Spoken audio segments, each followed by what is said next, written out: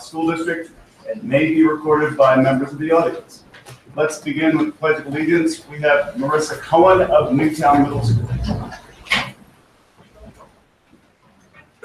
I pledge allegiance to the flag of the United States of America and to the republic for which it stands, one nation, under God, indivisible, with liberty and justice for all.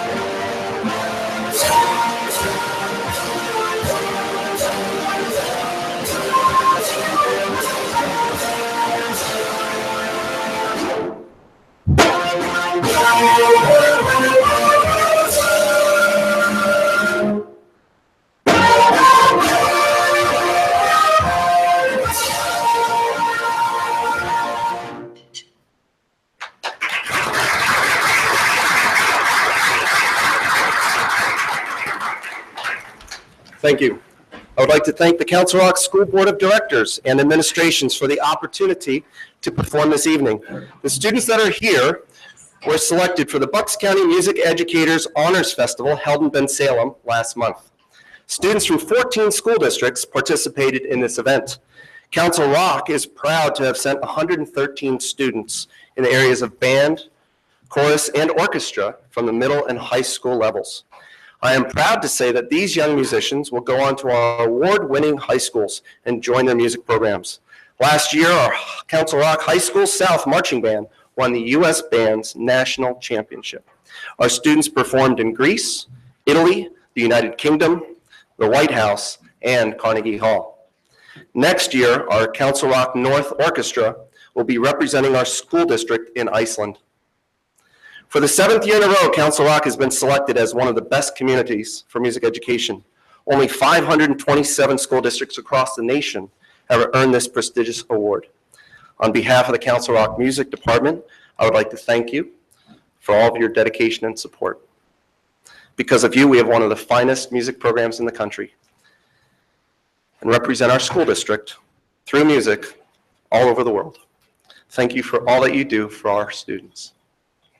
Our next selection will be Viva La Vida.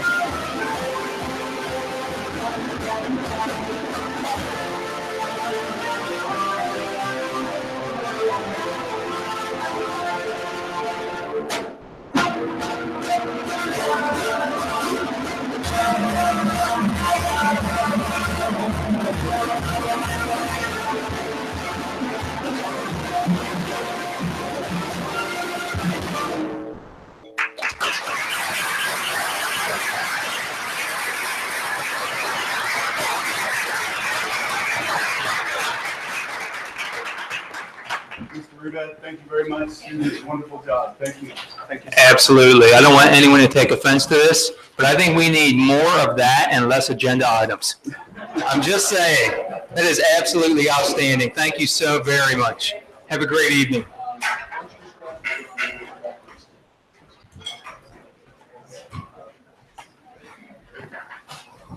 Ms. Heatherly, could we have a roll call, please? Sure. Mr. Block, Mr. Block is absent due to business travel. Mr. Bialik. Here. Dr. Foster. Here. Mr. Grubb. Present. Mrs. McKessie. Here. Mrs. Thomas. Here. Dr. Thorwald. Here. Mr. Tate. Here. And Mrs. Brooks. Here. Thank you. Next on the agenda, we have Student Advisory Board from Council Rock High School South. Mr. Funk. Thank you, Mr. Tate. Thank you. Ladies and gentlemen of the School Board of Directors, Central Administrators, Dr. Frazier. It's hard to believe that this will be Council Rock High School South's last presentation of the academic year. And I want to thank especially Nick, Brianna, and Hannah for their outstanding work this year and their dedication to Student Advisory Board. And I especially want to thank our graduating senior, Felicia Wilkoff. It's been 4 wonderful years. She's been a great ambassador of Council Rock High School South, one of our best and brightest students. And next fall, she will be attending Yale University. We couldn't be more proud of her.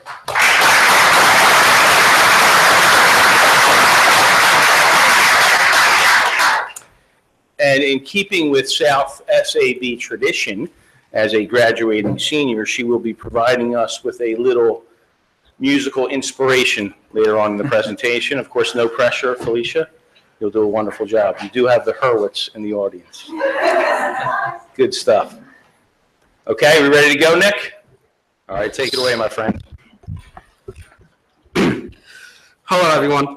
My name is Nick Millavoy, and I'm the 9th grade representative for the CR South Student Advisory Board. It is great to be here with everyone again tonight for the last time this year before we hit summer break. I have a couple of announcements I'm here to tell you about tonight. The CR South Achievement Breakfast and the Reading Olympics at South. Each year, we hold an achievement breakfast to honor students who have demonstrated significant academic improvement as a result of individual effort during the first or second semester. Each teacher recommends one student. This year, the achievement breakfast will be held on Wednesday, May 31st, during first period in the CR South cafeteria.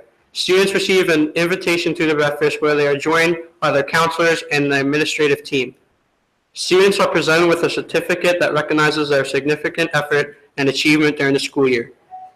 Council Rock South hosted the senior high competition for the Reading Olympics back on Tuesday, April 4th. A total of 29 teams across the county came to South for this competition. And out of those 29 schools, both CR South and CR North competed and both received the red ribbon this year. Congratulations on the efforts between both CR South and CR North. Great job to all. It was an honor this year to speak in front of you all, the board, about the many events that go on at CR South. I hope I will see you all again for the next 3 years I have left now, and maybe I'll write a song one day too. I hope you all have a great and enjoyable summer this year. Thank you and have a nice night. Good evening, ladies and gentlemen. My name is Bree Kirk, and I am, for the last time this year, speaking to you as the 10th grade representative from Council Rock South's Student Advisory Board. The music wing of our school has been buzzing with excitement, as recently our South Choir has returned from their trip to England and Wales, which took place over spring break. Upon arrival to London's Heathrow Airport, they first departed for Bath and toured the town and the ancient Roman baths. They also visited the ruined Tintern Abbey in Wales, and then later sang and toured at the Wells Cathedral in England. Some other attractions they saw include the Gloucester Cathedral, Abbey Road, and Stonehenge. In London, they rode the iconic London Eye and went to an array of museums, singing at different places all along the way. This was an incredible experience for so many of the choir members, and the memories made will no doubt stay with them forever. As far as bands, the symphonic band and concert bands will perform in the spring concert as well as at graduation. Additionally, they plan to perform during the Music in the Parks Festival in early June. Minithon is also coming up. CR South's Minithon is an event modeled after Penn State's Thon that raises money for the Four Diamonds Fund, an organization devoted to fighting pediatric cancer. This event consists of a night in which students may only stand, dance, and participate in numerous competitions and activities organized for them throughout the event. The night will be packed with food, music, and sports games, but the main focus, of course, will be to help raise funds and awareness for pediatric cancer. Although I may not feel like it, summer break is just around the corner. 36 days to be exact, but hey, who's counting? It has been a pleasure and an honor to speak in front of you all for my second year now. I hope you all have a relaxing summer, and I look forward to speaking to you again in the fall.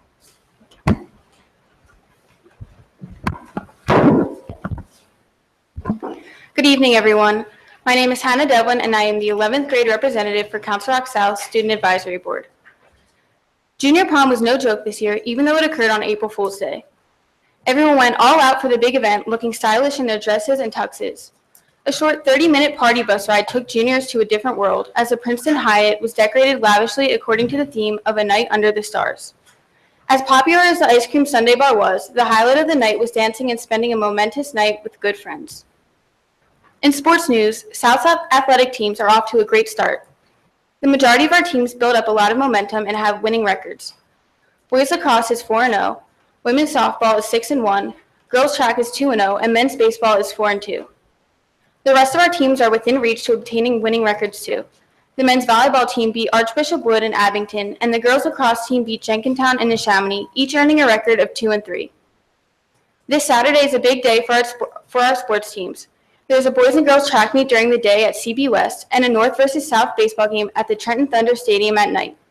The first pitch is at 7 o'clock, and the event is a fundraiser for the Travis Manion Foundation. Speaking of the Travis Manion Foundation, South's Travis Manion Foundation Club is planning a 5K and 1 mile fun run in June that will take place at South. The whole district is encouraged to take part in the event, and registration is already open. You can register by going to the Travis Manion Foundation's club website on the Council Rock South webpage. We may be wrapping up our chapter of SAB for this school year tonight, but the National English Honor Society is opening up a new chapter with the induction of new members tonight. Other honor societies are following this trend of spring induction, like Rho Kappa, whose induction took place this past Tuesday.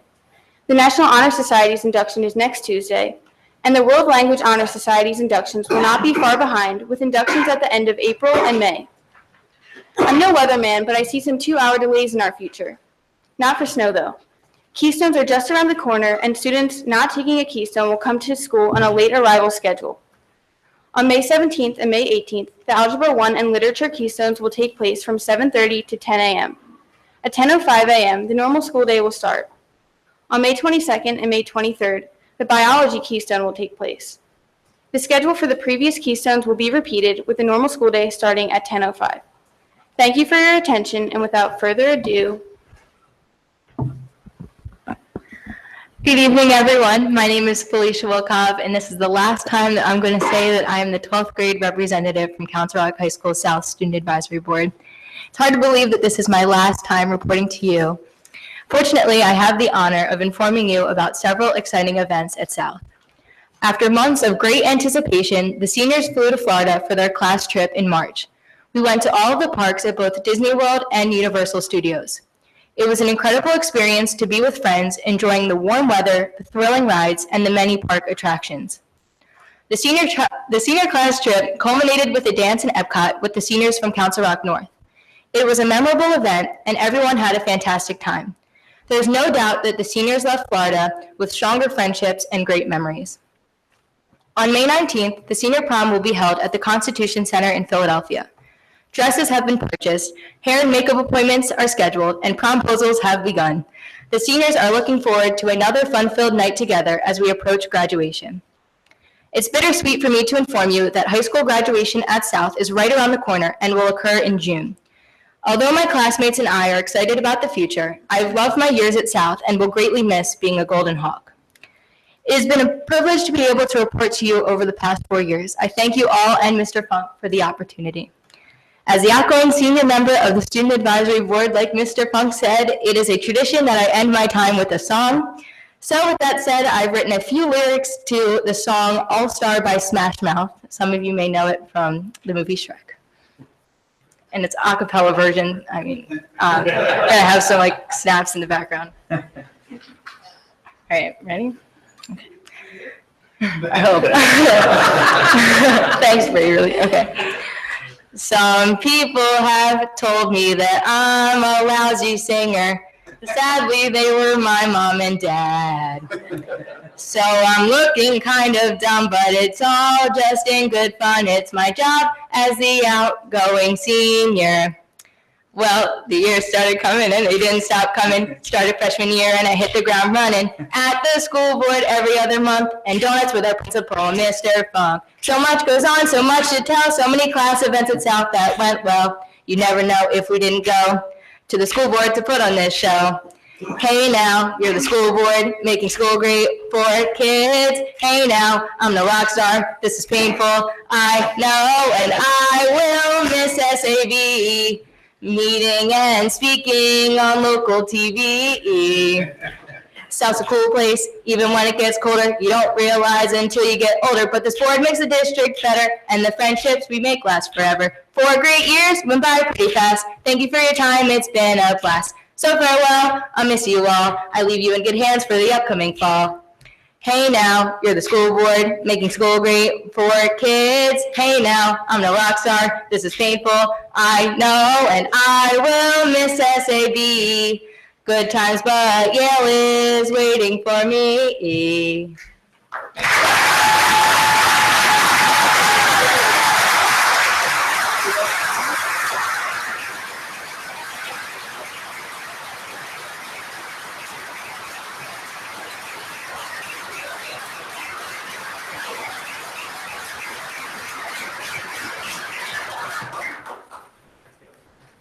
Felicia, that was outstanding. Thank you. Good luck with college. Thank Anna, you so much. thank you. Brianna, thank you. Nicholas, thank you. Good luck and have a great summer. Thank you, you too. Outstanding job. Classic. nameplate, it's Oh, yeah. Your nameplates. just the plate, not the holder.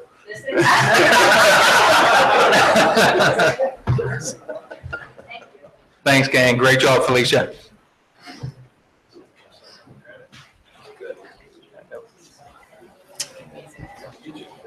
Moving on. Dr. Fraser. Do I have to follow that? Please. Can you Boy, you don't have to sing, you don't have to Thank sing. goodness, for the room especially. The superintendent's report, please. All right, thank you, Mr. Tate. Good evening, everyone. Certainly hope everyone had a wonderful spring break. We are fully back into the swing of things, and we are actually currently in the midst of PSSA testing right now. We had our first full week of PSSA testing the week prior to spring break. Second full week of testing is the week coming up, and we will finalize PSSA testing the following week with a couple days of science testing for grades 4 and 8. We certainly encourage all of our students in grades 3 through 8, which are the grades where the PSSAs are taken, to try their very best, their very hardest, which they've already been doing, and we know they will continue to do. But the message is really deeper and even more than that, because what we want you to do is to show off a little bit. We know that you've been learning a ton this year. We know that you know your stuff. So show it off. Enjoy the process. When you have that test in front of you, show off all that you know, all that you've learned. And the Council Rock School District is a great one. So it's a great opportunity when you have that test in front of you. No stress. It's just a great opportunity to do your best and enjoy the moment. And that's something that we want you to know, and we want something for you to feel good about. So again, a full week coming up and a couple days after that, and then that will be done with another year of PSSA testing. This evening, we have a special check presentation being made to the Council Rock Education Foundation. This donation is being made by Waste Management. And at this time, I would like to introduce our CREF Executive Director, Ms. Gail Acosta. Ms. Acosta. Good Good evening. evening. Thank you, Dr. Frazier. Hello, board members and ladies and gentlemen. Tonight, we'd like to acknowledge Waste Management for their very generous donation. And at this time, I'd like to invite Jennifer Smith from Waste Management up to the podium. Their support year after year helps to support our EITC program. And overall, this past winter, we were able to receive over $17,000 in donations through the EITC program to the Council Rock Education Foundation, which will benefit our Council Rock School District students. And that goes to support innovative projects, those creative projects that go into the classroom, that go over and above the annual school budget. So thank you very much. You're very welcome. Thank you, everyone. And at this time, I'd like to invite our board members to come up for a photo op to the center of the room. So Can you explain what the EITC stands for while you're doing that? absolutely. The EITC is the educational income tax, and this is through the state of Pennsylvania. And so businesses, Pennsylvania corporations get to participate in EITC funding, which is a tax credit. And so businesses that donate to an approved nonprofit 501c3, like the Education Foundation, can receive up to a 90% tax credit. And I believe that goes up to $400,000 over multiple years. And so Waste Management is one of those approved corporations that participate in the program year after year, and that we're able to partner with them to support our innovative projects. And thanks, Gail. And it's important to note that that's a tax credit. And so what Correct. that means is that the organizations and the corporations that participate in that are actually routing their, what would otherwise be taxes being paid directly to a purpose such as our district. And it has no cost to them per se, because it's the money they would have we'll be here in a second, Wendy. That this money would otherwise be paid in taxes. So they're helping to direct their funds directly into a local entity for the betterment of that community. So I appreciate that Waste Management has stepped out of the box to do that and to take the time. It's not without effort to do it, but it certainly has a big payback for us. So we invite others in our community to participate in that same program. Gail, you can provide some counsel. If they come to you, you can provide them some counsel. Yes, absolutely. I was just going to say that if anybody's interested in finding out about how to participate in the program, I'm happy to share the information and guide them through that process. There is a deadline coming up, actually in May and June. And if you're interested in participating, please contact the Education Foundation, and I'll be happy to help you through that process. Sure. Thanks, Gail. Thank you.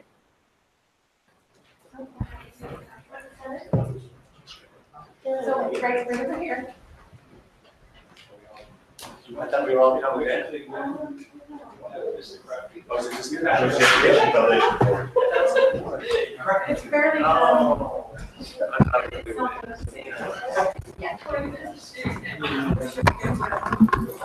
He speaks fast.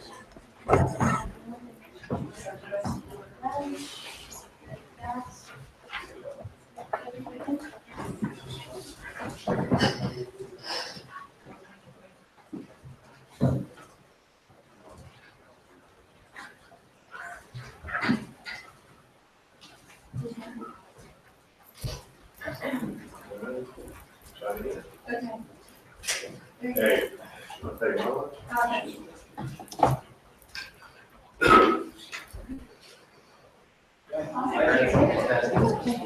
Thank you.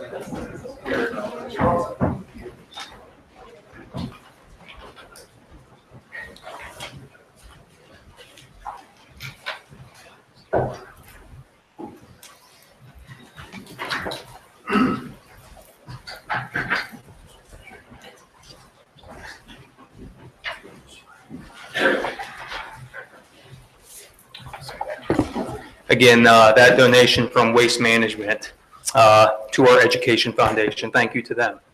This evening, I also want to make our community aware of a wonderful event that is coming up. Our annual district art show is quickly approaching.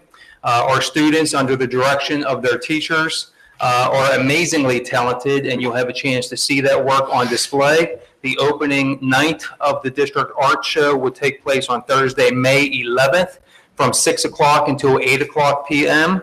Will then remain open to our community on Friday, May 12th from 5 o'clock to 8 o'clock p.m.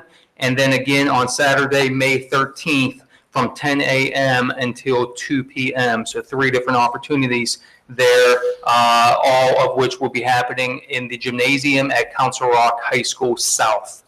Also upcoming this coming Monday, 4 days from now, April 24th, is meeting 4 of the master capital planning process. As you'll recall, we scheduled 5 meetings, so this is the 4th of those 5 meetings. Priority agenda topics for this coming Monday include the property appraisal process that we have recently undergone and our first look at conceptual redistricting scenarios. We'll take a look at those conceptual redistricting scenarios. It's a high-level look for status quo. That means keeping all 10 schools open, as well as what it might look like with closing Wrightstown Elementary School and what it might look like with closing Rolling Hills Elementary School.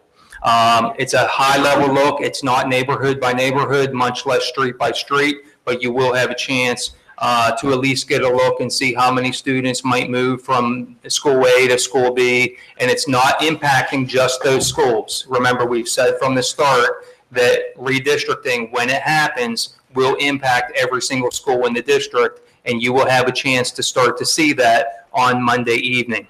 So again, that will, as have all of our meetings, be televised live on CRTV. It will be archived via our Google Hangout on YouTube as well. But if you want to attend, it's held right here in the boardroom, and there's always a public comment session as part of that meeting. So again, that's this Monday with the meeting beginning at 7 o'clock p.m. And lastly, this evening, and you can settle in for this one, I'm going to take some time. I want to address some press that the school district has recently received as a result of our last finance committee meeting. There have been 3 articles recently on the topic of quote unquote teacher absenteeism in local newspapers, seemingly indicating a high level of concern about excessively high quote unquote teacher absenteeism rates here in the Council Rock School District. Don't know if you've seen those articles or not, but certainly they've been out there, and I want to make sure that I have a chance to respond to those, and this is the opportunity to do so. Now, I have always assured this community that on any given topic, I'll call it like I see it, and certainly I'm going to do so here this evening with this topic. To our esteemed members of the press, first of all, good evening. And as I indicated to one of our members of the press earlier today, I am respectfully requesting that a 4th article, a new article, is written that begins to tell a little bit different narrative, because this evening we have new information to share, new data to share that we think is pretty compelling and will indeed shed new light on this particular topic. And we owe it to our Council Rock community for this new information and this new data to be shared. Now, a moment ago, when I said the phrase teacher absenteeism, you probably noticed that I said quote unquote twice.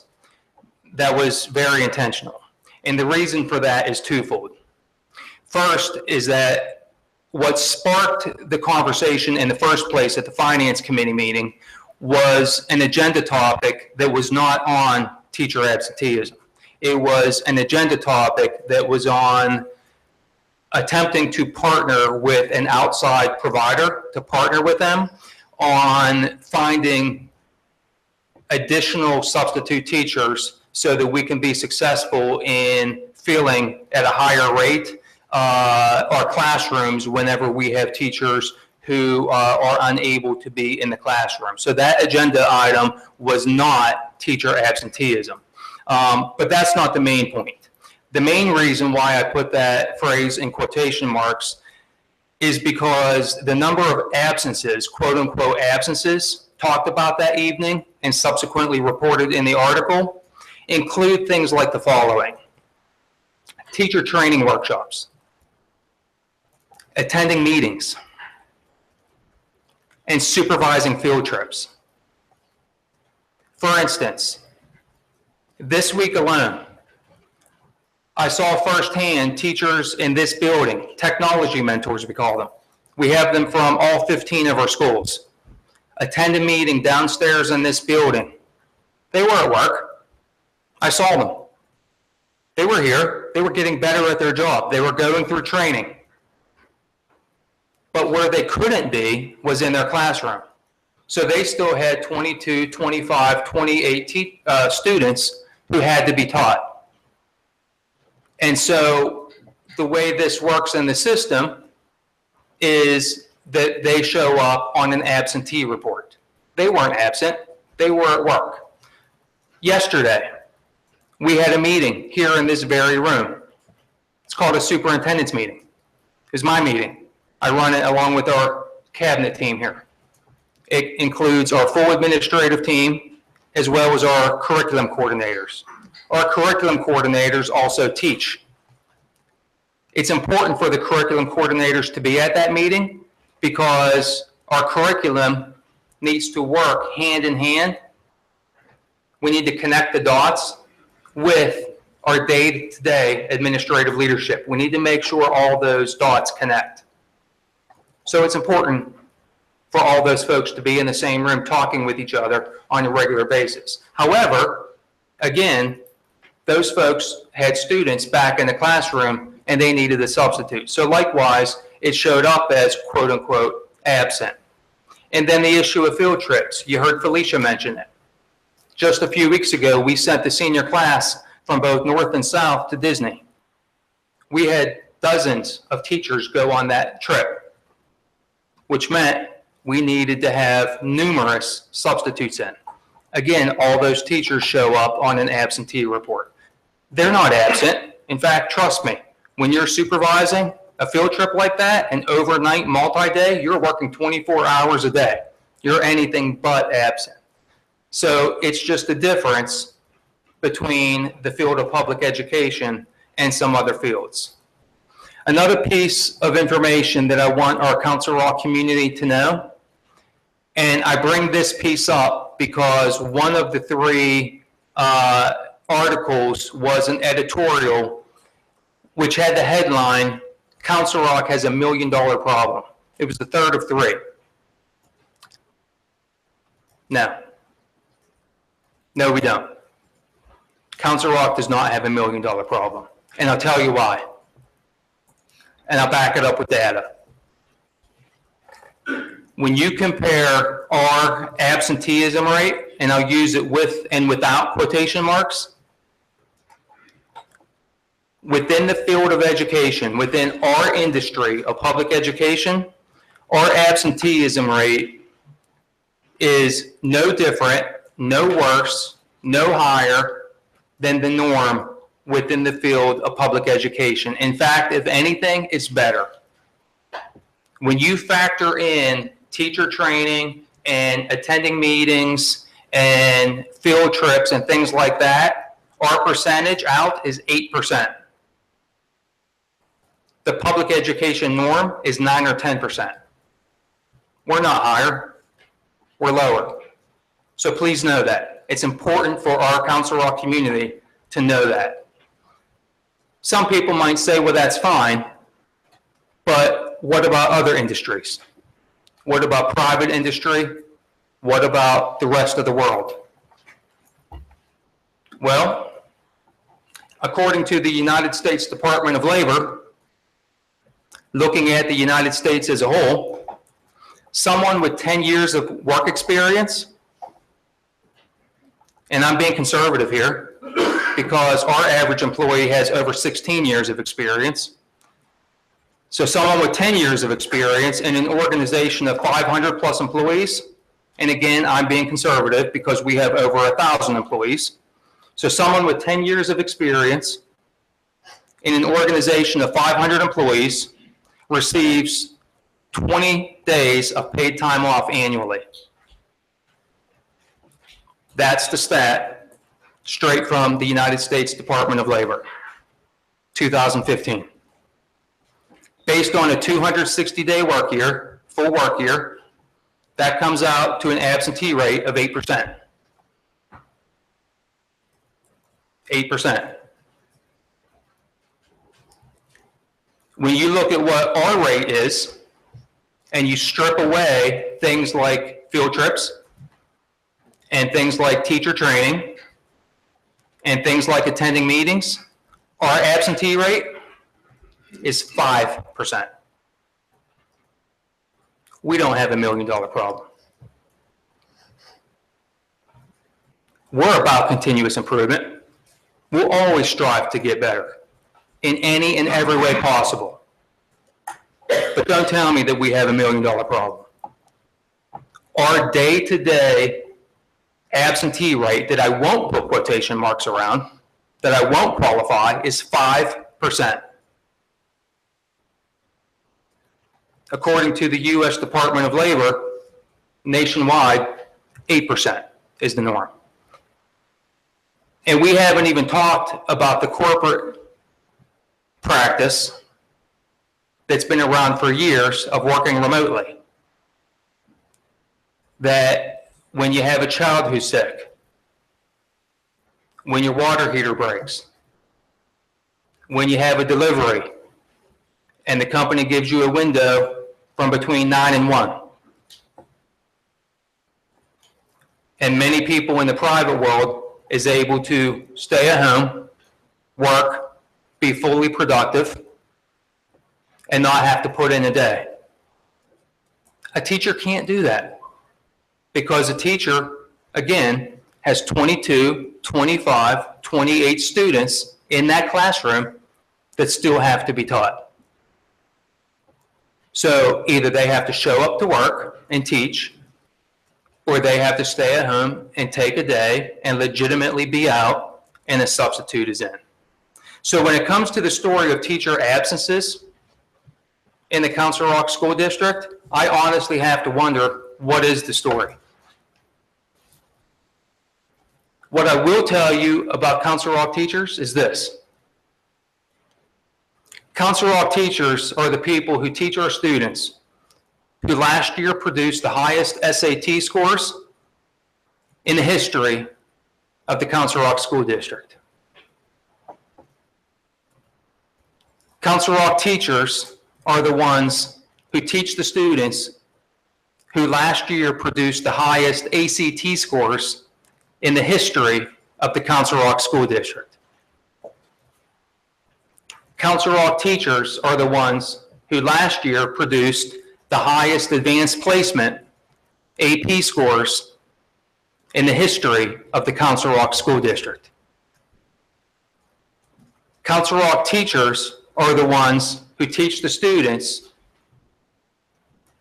who, as you heard Mr. Rudat say, for the 7th straight year, we've now been named a national best community for music education. And we know that we could go on and on. These are Council Rock teachers. They show up to work. They're committed, they're caring, they're dedicated, they're hardworking, they're full of grit, they're full of character, they're role models, they're smart, and I'm proud to be their colleague. And we should be proud to have them as an asset in our community. So again, to the esteemed members of the press who are here this evening, for this article that I respectfully propose, I suggest that the headline, the title of this article read, Superintendent says to please thank a Council Rock teacher. Thank you. That ends my report. Thank you, Dr. Fraser, for providing us with such a heartfelt and informative report. Thank you. We'll move on to public comment. Public comment is an opportunity for members of the public to address the board. We would ask that you limit your comments to no longer than 3 minutes. Please consider the fact that there may be young children in the audience or watching this broadcast live on CRTV when you're speaking. It's our goal to maintain a respectful environment so that members of our community have an equal opportunity to address the board without interruption. While the board welcomes your ideas and will consider them in deliberating an issue, we may not respond to your comments or questions. Do we have public comment? Please state your name and your municipality of residence. Rick Stetler, Holland. Jerry, one comment on the EITC. My corporation has done that for 2 years, and what you do, you invest $10,000, and as Jerry said, you get a $9,000 credit, not a deduction. You can use it against any Pennsylvania taxes. You're a corporation, if you're an S-corp, you can pass it through personal income tax. It's a great thing. One caveat, okay? I almost learned this tragically, but I didn't. You use it in the year you make the contribution or the next year. If you do not use it in those 2 years, you lose it. So make sure when you plan it. There's also a lot of paperwork. Dr. Fraser, I was going to comment on that article. I still am. I'll buy some of what you said, but certainly not all. My wife and I have known teachers that went to flower shows and took sick days. I have known teachers that went canoeing with me that took sick days. I also know, having worked in the big bad corporate world for a real long time, that you don't have an administrative meeting, you have it after work. This is what happens in the corporate world. I worked 10 years at Price Waterhouse, and our rate, now it's a while ago, but the rate, the absentee rate was 3%. That was the standard rate at public industries, all sorts of places I audited, DuPont. So, you know, I don't know whether the carrier is right. The carrier said it's 7 to 10% versus 2.8%. The carrier said it's $1.2 to $1.8 million a year. I did not check those figures out. I don't have the data. I did, however, read this, the contract, the one that ends in June of 2018. In Article 6, it says the administration annually will compute, okay, the absentee rate. If it's excessive, it will consult with the union. Now, I don't know whether the administration failed to do that or consulted with the union and the union didn't bring it down, or it's not a problem. But I did read a little bit further. And if you read further, here's what you find. What you find is that teachers get 10 sick days paid.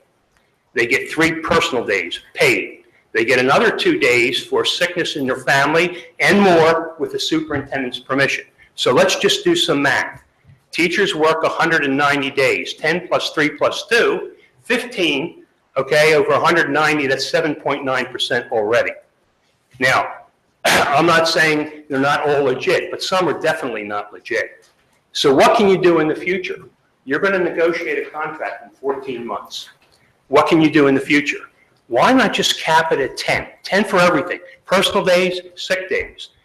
And further, if in a given year, a teacher's over, say, 6, require a medical excuse, require a prescription or something. You might say, well, that's unprofessional.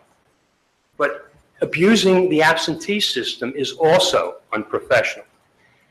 The carrier published a lot of stuff last year, a lot of information and matrices concerning the school districts in Bucks County.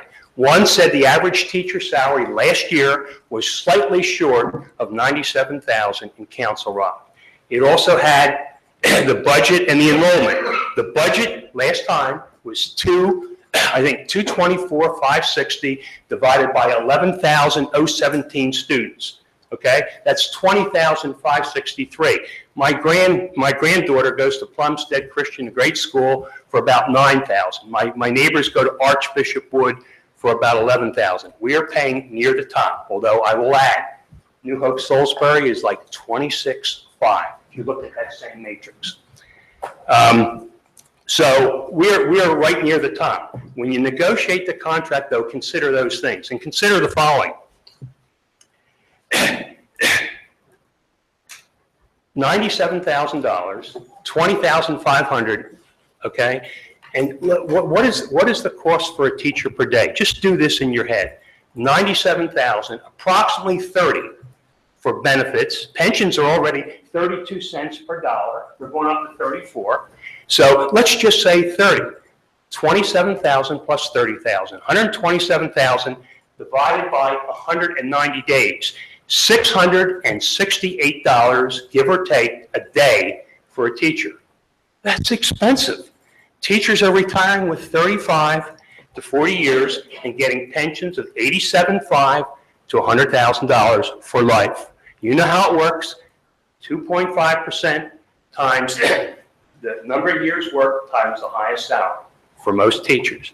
Okay, that's what's happening. They're 12 to 17% medical payment versus 30 to 35 in the industry. I'm in the industry. Okay, so you know, my concern is we're giving teachers an opulent pay package, and is this what we get in return? Now, maybe it's not as bad. I haven't had time to go over your numbers or go over their numbers, but it sort of seems like it's a big problem.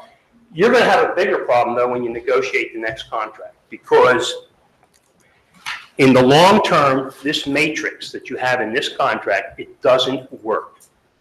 It simply doesn't work. 70 to 75% of the expenses are teachers and teacher compensation. 25% are other things. When I watch the TV, I'm not at Price Waterhouse anymore, but when I watch the TV, I get the sense on the 25% that you are doing a very good job. Subject to audit, you refuse contracts, you don't pay contracts. I think that's very, very good. But the other 75%, I worry. I say, are they penny wise and dollar foolish sometimes?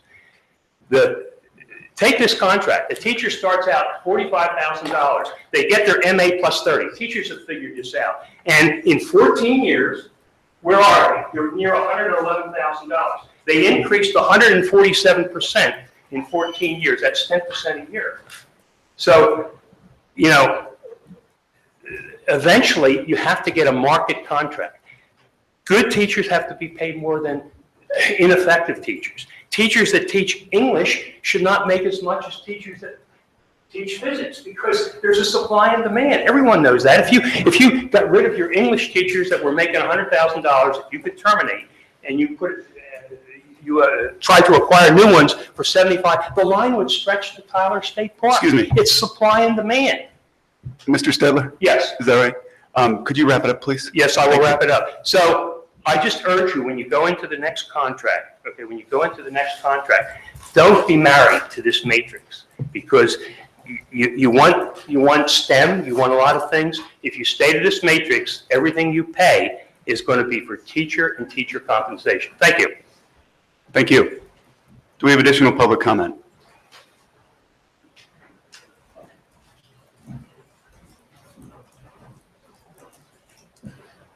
I'm Larry Rubini, 55 Woodstock Drive, Northampton Township. The Colonel retired, and tonight I'm here as Army Reserve Ambassador to introduce to you two American patriots and heroes, Captain Lamont Brooks and Staff Sergeant Randy Hoy. Captain Brooks served a tour in Iraq, and Sergeant Hoy served 2 tours in Afghanistan. And what we want to talk to you tonight briefly is the state government resolution, Pennsylvania State Resolution, now Military Opportunities Month, for the month of May. And our Military Opportunities Month comes to us for the overlooked aspects of what military careers and scholarships could offer to your students for a first career going out of college. It's an overlooked source because of the scholarship funding to begin with. We're the biggest source of scholarships. And all the services have their equivalent programs. We're Army-centric here for you tonight, but certainly to the benefit of the Navy, the Marines, and the Air Force, and the Coast Guard, we're the biggest source of scholarships for career funding. Potential careers, which you never think about necessarily in the military: cybersecurity and technology, medical support, engineering, business and finance, law and law enforcement, and all of the sciences. And the list could go on. But I want to introduce Sergeant Hoy to you now to give you the better opportunity for Military Opportunities Month to bring this to your students. Let them know what we have to offer. Don't work with misunderstandings.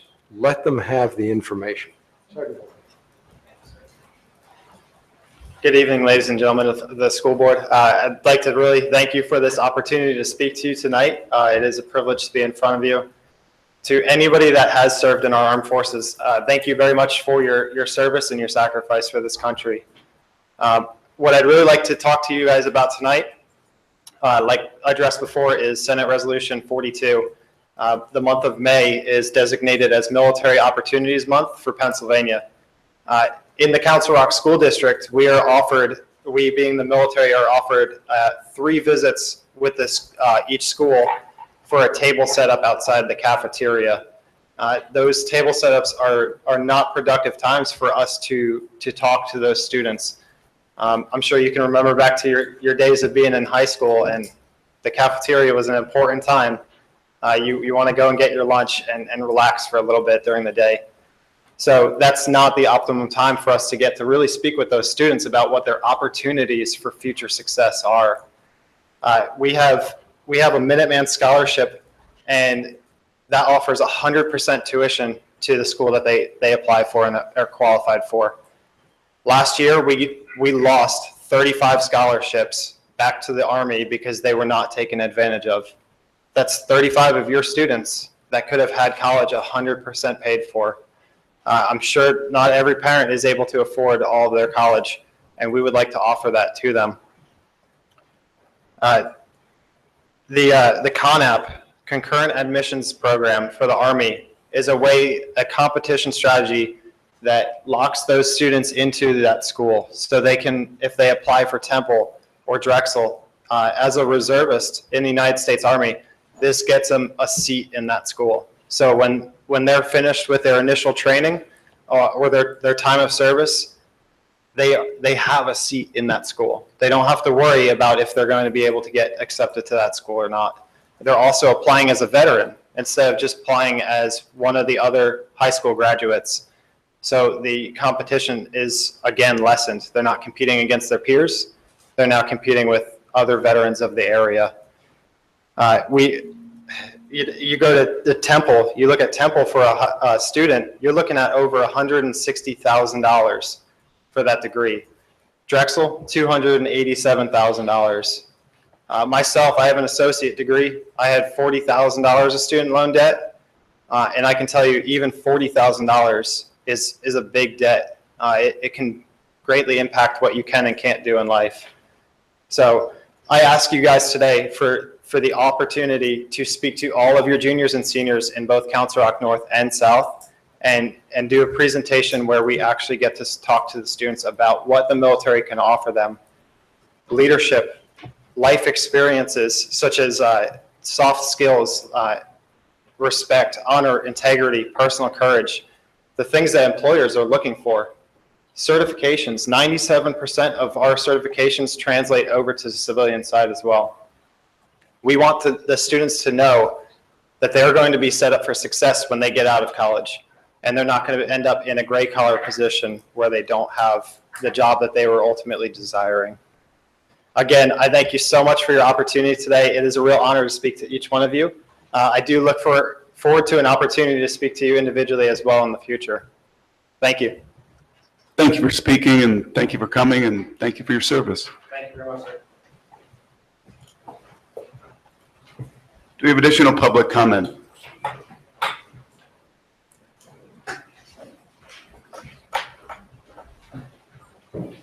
Nancy Carroll, Newtown Borough. I'd like to thank Superintendent Frazier for his comments on what was written in the newspaper, because I think that sticking up for the teachers is something we should all do. We all have teachers that are just absolutely amazing people who have made incredible impacts on children. And every day should be a Stick Up for the Teachers Day in Council Rock. So I thank you for that. But since this is setting the record straight day, I have some record I'd like to set straight. I have heard over and over again from board members that this building is in such bad shape that we have to get out of it and move the administration somewhere else. When in actuality, it only needs $2.2 million, which is fourth from the bottom of what every facility needs. The only schools that need less than that were the ones that were recently renovated, Churchville, Holland, Goodnow. $2.2 million, and most of it is in the roof, and some of that roof was put on in 1871, and in the structure of the stone outside. And that was, this part of the building was built in about 1914. And we had those problems at Welsh, like 2 years after we opened. We had those problems in the natatorium at a few years after we redid the natatorium. And we didn't suggest that those buildings were in such bad shape that we should evacuate it. I'm appalled, and I wish you'd stop saying, we're looking for partners to help us fix this building. It's $2.2 million, and we've known about the roof for at least 2 or 3 years. Next is I'd like to bring back again track. Well, as we go down the capital planning, I'd like us to put it on the agenda at some capital planning meeting or at a facilities meeting, because now I have the rules where we said that you could have a track that would be legal as long as the circumference was the same. You could shorten up the straightaways and lengthen the curves, and it would still be a legal track, meaning we could fit one after we tear Newtown Middle down on that space. And I'm against putting up a softball field and playing for that, and then a couple years later saying we'll tear that down and put the track there. Thank you. I'd like to give this information to you. Thank you, Mrs. Carroll. Is there any additional public comment? If there's none, pardon me, I see Mr. Grubb. I missed the meeting, you don't even remember me. Jerry Grubb from Northampton Township. 2 quick notes, and then I wanted to add something. One, thank you, Dr. Frazier, for your comments about absence. Just so you all know, I was absent from this meeting last time. And while I was absent from this meeting, I was traveling internationally. I was out of the office for 9 days between Helsinki and London. My office doesn't get a substitute for me. They don't count that as an absence either because I'm working. But if I were a police officer, a fireman, a school teacher, a doctor, something where my hands touching or protecting people, they'd have to get a substitute for me. But that's not my job. So 9 days out of the office, if you look at it, I'm already up to about 2% of the year. But I digress. The second thing I wanted to point out was we had a speaker talk about the expense of the school district. And while I understand the point, and I'll accept the point that, at a private school, that costs maybe $9,000, and the school district is closer maybe to $20,000. Private schools don't have an obligation to provide special education in a free and appropriate public education. That's a federal law. As a school board, this body is supposed to look at providing the appropriate education to children and cannot consider the expense. They have to choose what is appropriate for that child and provide that education. As the parent of a child with a severe disability, I will tell you that I am sure with the addition of a full-time aide, additional occupational therapy, physical therapy, speech therapy, a special bus, and golly knows a lot of other things, my son's expense was certainly 5, if not 10 times the cost of a regular education child. It's an obligation this district has. It wasn't because I was a school member, it's because I'm a citizen of this community, and my son is a resident of the state of Pennsylvania. The topic I wanted to come to talk about for a moment today, in my final moment, I've made no issue and made it very public that at some time within the next year, I will be moving out of the school district and my position will become available and need to be replaced. And I've made that public because I think getting someone who's very qualified to be on the board in my spot would be important. A number of months ago, I was made aware that Dr. Foster is also planning to leave the board sometime in the next few months. And I have waited patiently for Dr. Foster to announce that publicly. And while he has announced it to the Newtown Republican Party and the Newtown Democratic Party, he has not announced it publicly. To make you all aware, this board, at the time of a resignation of a board member, has 30 days to appoint a new board member. If Dr. Foster were to resign his seat anytime prior to 60 days prior to the general election, this board, well, 30 days, this board has to appoint. This board has to appoint somebody. And so if Dr. Foster resigns in June or July, this board has 30 days to appoint. We have a number of important critical decisions that are going to be made by this board in that time frame, July, August too. And I'm concerned that with the school board, with the school district largely in recess for the summer, his appointment or his resignation might yield a difficulty filling that position.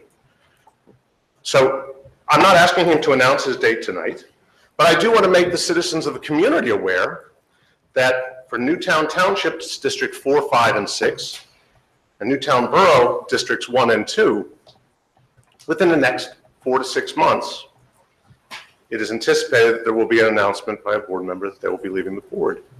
This board can, with that advance notice, begin to screen new candidates for that position so that we would not have an absence of a board member for any period of time, that as Dr. Foster takes his time and is fully within his right to choose the moment of his announcement and his end date, but that would allow this board to appoint quickly thereafter and possibly open the pool to a large qualified pool of members. This board doesn't need someone who is politically affiliated with the Democrats or the Republicans. This board needs board members, and they will need one for my position too sometime within the next 6 to 8 months, who are interested in quality public education in the state of Pennsylvania and working cooperatively with many people and many members of the public to achieve that. And so I invite members of Newtown Township 4, 5, and 6, Newtown Borough 1 and 2. It's not an immediate opening. Dr. Foster has indicated to various community members that he will be departing shortly. And then again, just to make it very clear, mine will sometime be in the next 6 to 8 months, and that will be Northampton Region 5, which is Northampton Districts 9, 14, and 16. Thank you. Thank you, Mr. Grubb. I'd like to make a public comment. By all means, Dr. Foster. Thanks, Jerry. Don't touch her.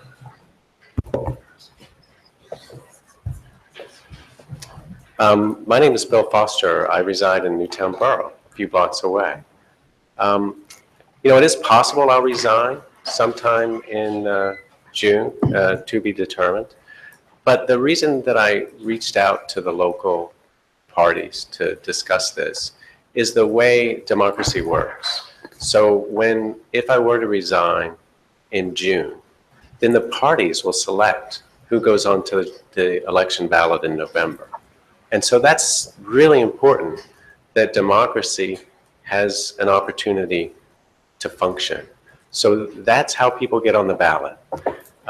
If a person were to resign in December, then the municipal primary would serve the purpose. So it really comes down to timing with respect to state law and how someone gets on the ballot. So that's the issue. It's not really about partisan politics. I did go to both parties and describe that there may be an opening. And so that was a nonpartisan move on my part. There's one other way to get on a school board. If you resign after August, then the school board decides who fills out the remainder of that term. I don't view that as very democratic. That instead of the community choosing the person who will fulfill that role, just 8 members of the school board choose. So it's a different approach. I would prefer that the voters in November get a say. That's democracy. So that's where I'm headed. So if you have an interest in this seat, please reach out to the parties. They're very interested in having qualified candidates. Present your case, get your name on the ballot, and let the people decide in November. Thanks. Thank you, Dr. Foster. And of course, anyone who's interested in the 2 potential board vacancies could contact any member of this board. I think there was someone else who wanted public comment. I'm waiting to see. Is there additional public comment?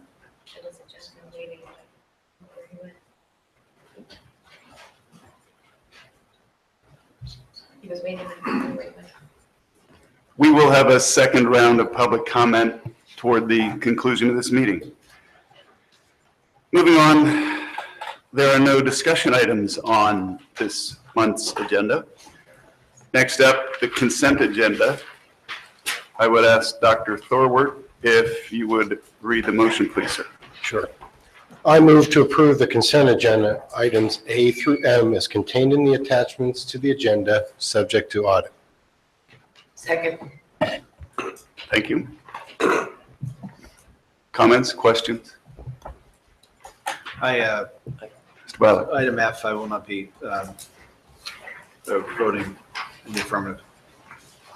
That's the Holland Middle School addition and renovation project. So noted, thank you.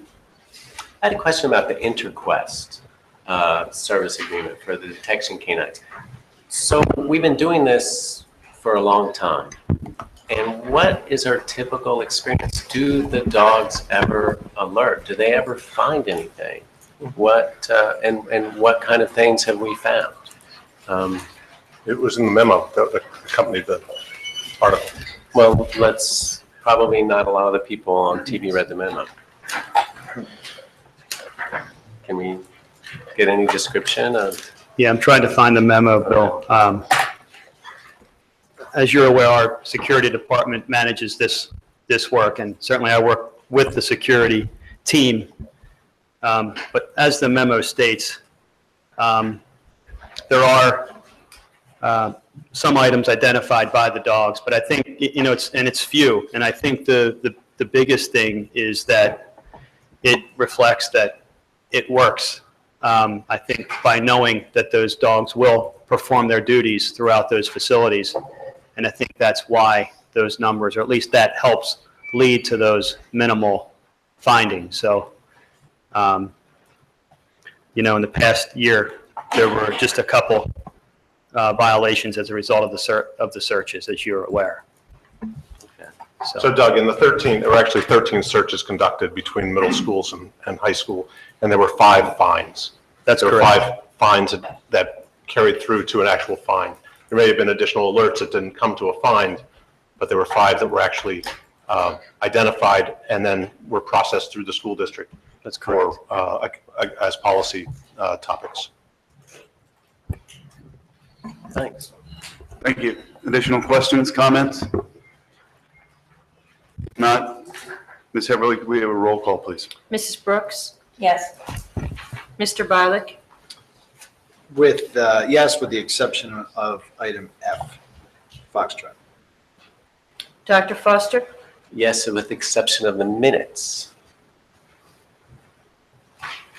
Mr. Grubb? Yes.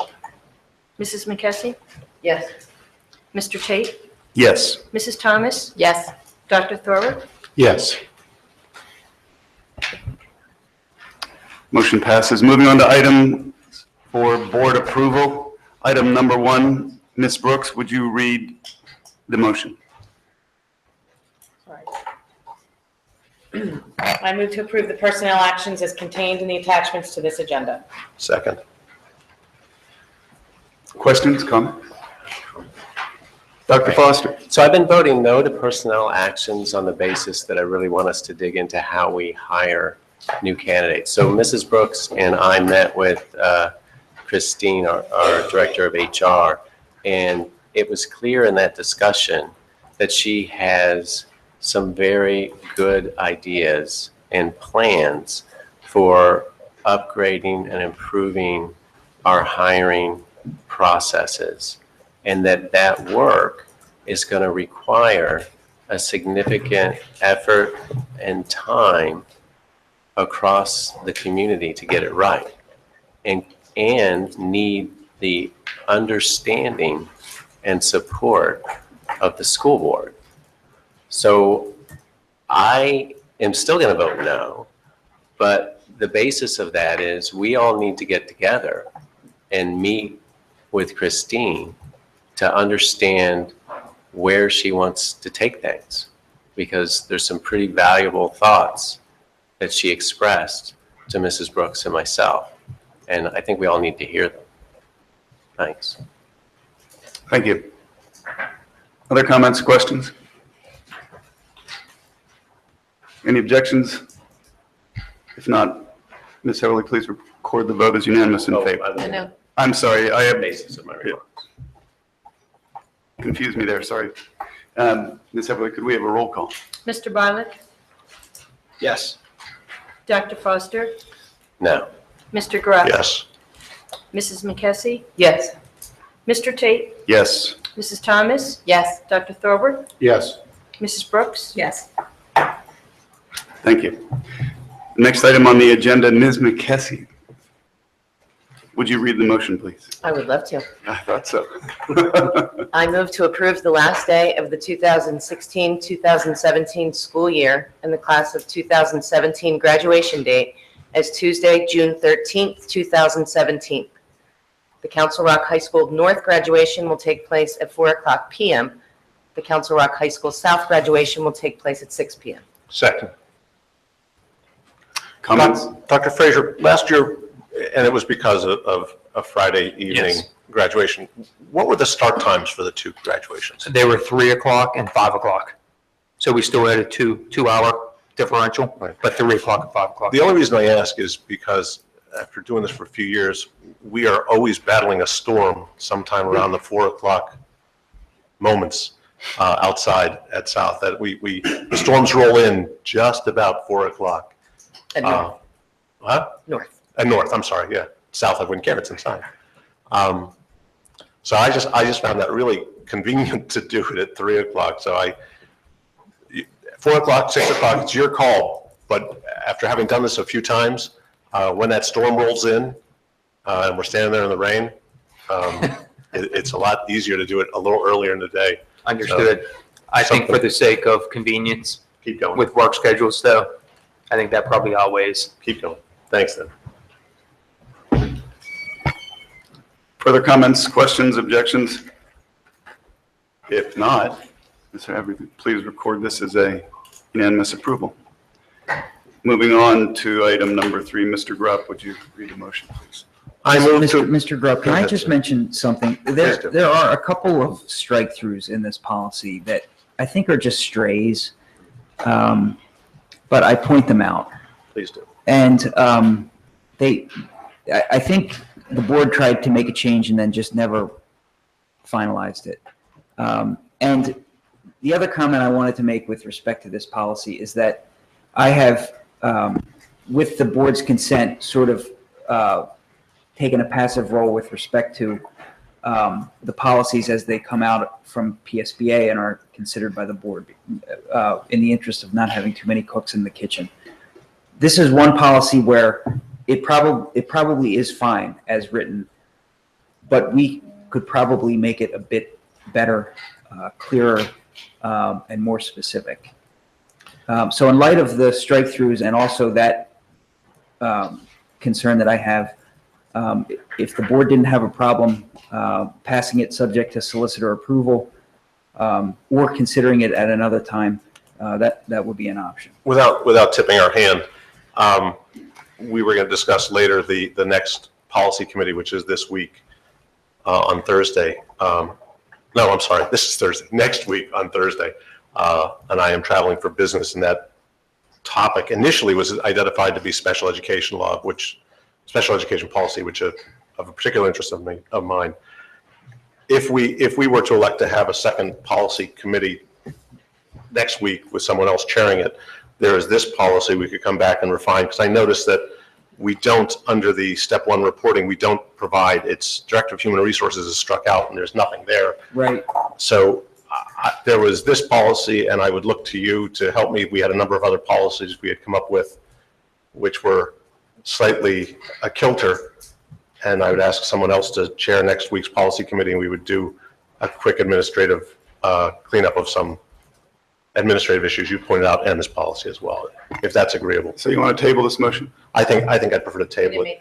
There was no motion, so the board could just skip to the next Right. agenda item. Can I make the motion? We would have, Oh. we could have red line revisions to the board early next week, I would think, to 104.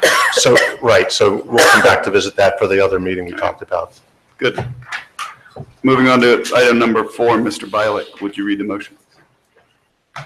I move to authorize the expenditure of the Middle Bucks Institute of Technology General Program for the period July 1, 2017 to June 30th, 2018, as set forth in the submitted budget proposal as contained in the attachment to this agenda. Second.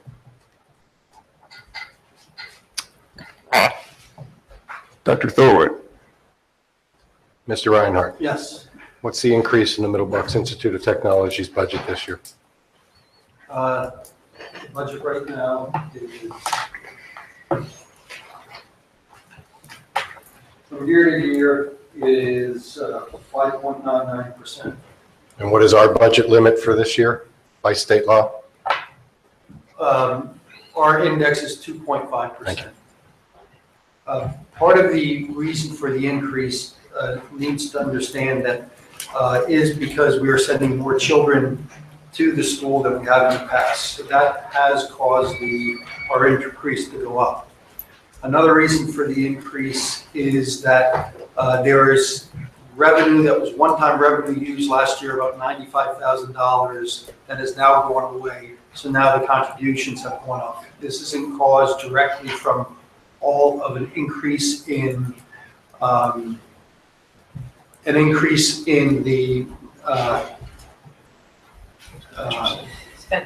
was going to say RETAC, I know I'm not supposed to say that. MBIT. Pardon me? MBIT. MBIT, thank you.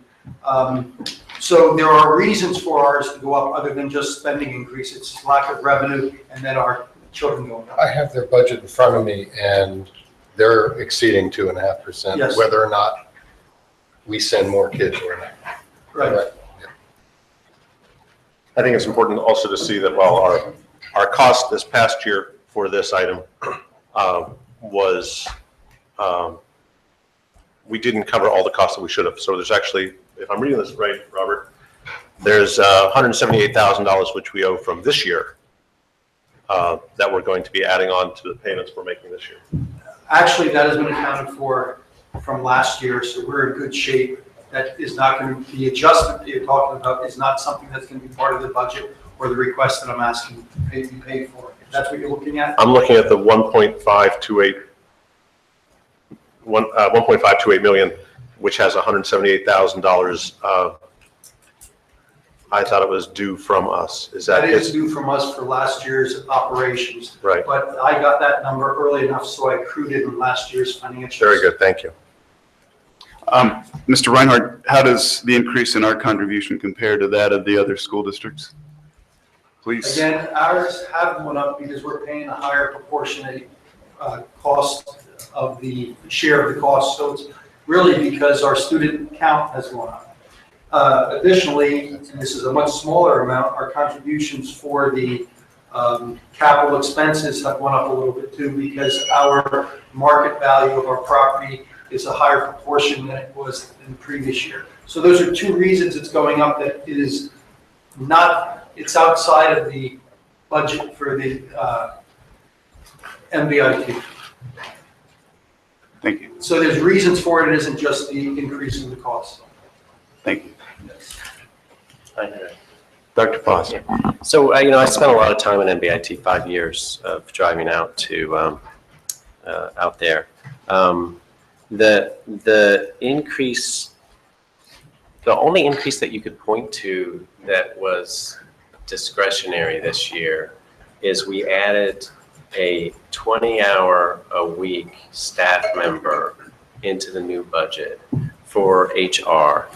And the triggers there were very similar to the kinds of things we hear from our HR department.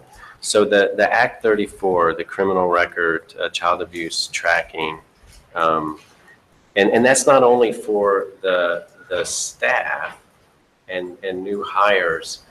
We have to keep track of the co-op, the business owners, where our students go there. And that was the straw that broke the camel's back, because we were using the administrator's secretary to do HR functions, and it's just become unmanageable. And then there's also the professional development records, the Act 48 and 45, and the professional certification and emergency permits. So there was just we didn't have an HR person, and so it really, with the child abuse compliance, it broke us. So that was the new item. The cost drivers to MBIT, just like here, are the professional staff. But the way we pay the professional staff at MBIT is it's an average across the sending districts. So it's based on the sending districts' contracts. So if the sending districts give raises, we do too. There's no degrees of freedom there. So that's our big driver. And then, of course, the pension hits us as well. So what we have done for the past couple of years is we've been taking fund balance, some of which we've taken from our preschool programs. We transfer those in the general fund, and we use those for pension payments the last couple of years. Well, we went through that money.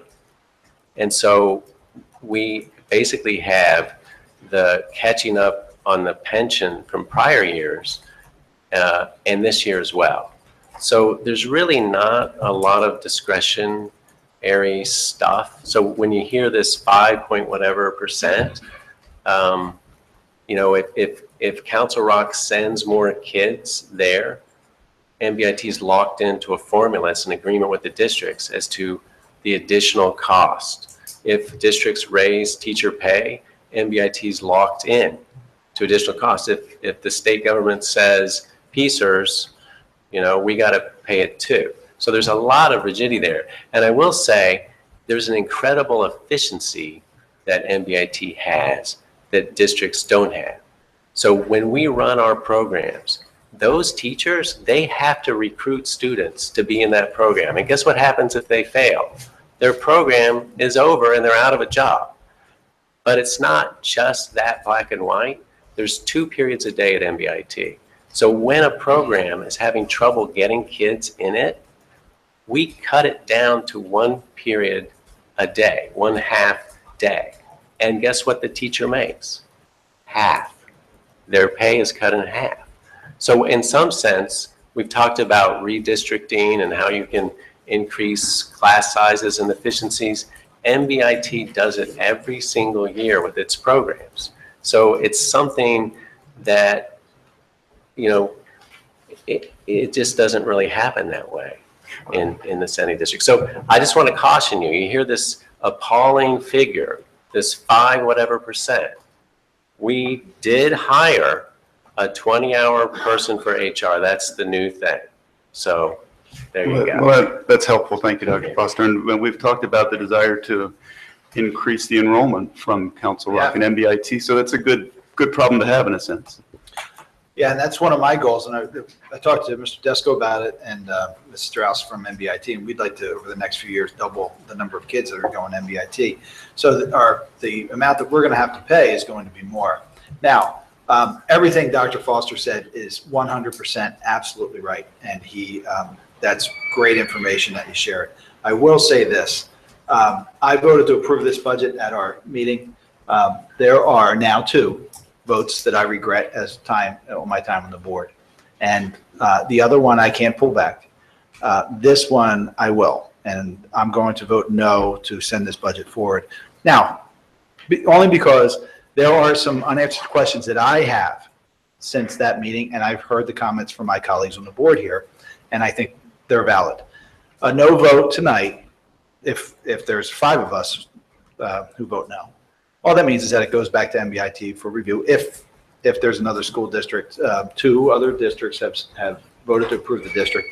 If New Hope Solberry votes to approve it, then we don't have any other say. But I would like to send it back to MBIT for myself. Of course, anyone else can do what they'd like. And I hope my words don't influence you one way or the other. But I have some questions I'd like answered. So when we have a meeting on May 8th, I think is our next meeting, we can put this on the agenda for discussion. Kathy Strauss and Mr. Vining are not going to be happy with me at all, but that's okay. We have questions. I have questions to answer. But Dr. Foster is 100% right. Most, I would say 99% of that budget is based on formula from the sending district. So what we do is a direct effect on what happens at MBIT. I didn't like the 3.74% increase either when I saw it. We had some discussion. I've centered this is my second year on MBIT with a break in between. I've centered around the administration salary. In my first year, I did not vote for the budget, but I was successful in knocking that increase down. But that again is a formula based on what our administrators are paid. So I'll be voting no. Mr. Bialik, a couple of years ago, we had a board member here who was on MBIT, who was part of the negotiation team. When it came time for them to do the contract negotiation, their team, that board member was very shortcoming with this board about information that was going on there. So it didn't matter what our opinion was because they weren't giving us the information. They really were not forthcoming on it. As compared to what you've just said, I appreciate that. And while you and I may differ on many things, I am going to respect that you are our representative on that board and that you have some questions you want to get answered. And that I'm going to vote with you and vote no on this to try and give you the opportunity to go back and make those questions in front of the board. So I'll join you for that to give you the latitude to represent this board, and what comes out of that will come back to this board. Well, can I comment on that comment, please? I appreciate that, Jerry. But if you have questions about the budget, the MBIT budget, you should get those answered.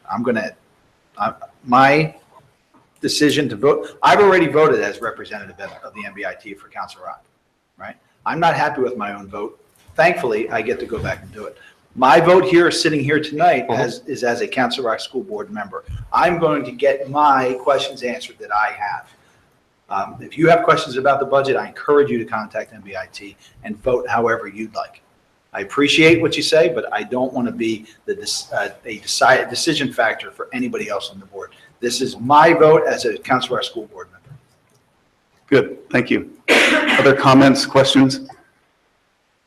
If not, Ms. Everly, could we have a roll call vote, please? Dr. Foster? Yes. Mr. Grupp? I'll vote present, I'll abstain. Abstain. Mrs. McKessie? Yes. Mr. Tate? No. Mrs. Thomas? No. Dr. Filbert? No. Mrs. Brooks? I'm quite frankly confused. I'm going to just abstain. And Mr. Bialik? No. And So we have 1, 2, 3, 4 noes, 2 yeses. Two yeses. And 2 abstains. okay. What does that Motion mean? So it fails. Motion fails. Moving on then. Item number 5. Can I have a point of order, please? Please. So when's our next board meeting? Thursday, May the- 20th. It's right here. May 18th. Yes. Can we please make sure that this is back on our agenda? We have an academic standards meeting between now and then. What date is that? Yes, May 11th. So you'll have your meeting on May 8th and maybe May 11th. I'm not sure if you plan to attend the academic standards, but if you are, maybe you can give us an update on what you've heard from MBIT at your May 8th meeting. You have a May 8th meeting with. Folks, I'm going to say it again. I hear it. It's your issue. These I are hear my it. questions from my vote. I hear. Okay. Well, I was just asked to report. Bob, does that give Mr. Vining enough time and the board, the MBIT board, enough time if we go at May 18th to do what they need to do as far as their I know that it'll be fine for us to vote on it. I can't answer to the MBIT board. All right, very good. Moving on. Number 5. Mrs. Thomas, would you read the motion, please? Sure.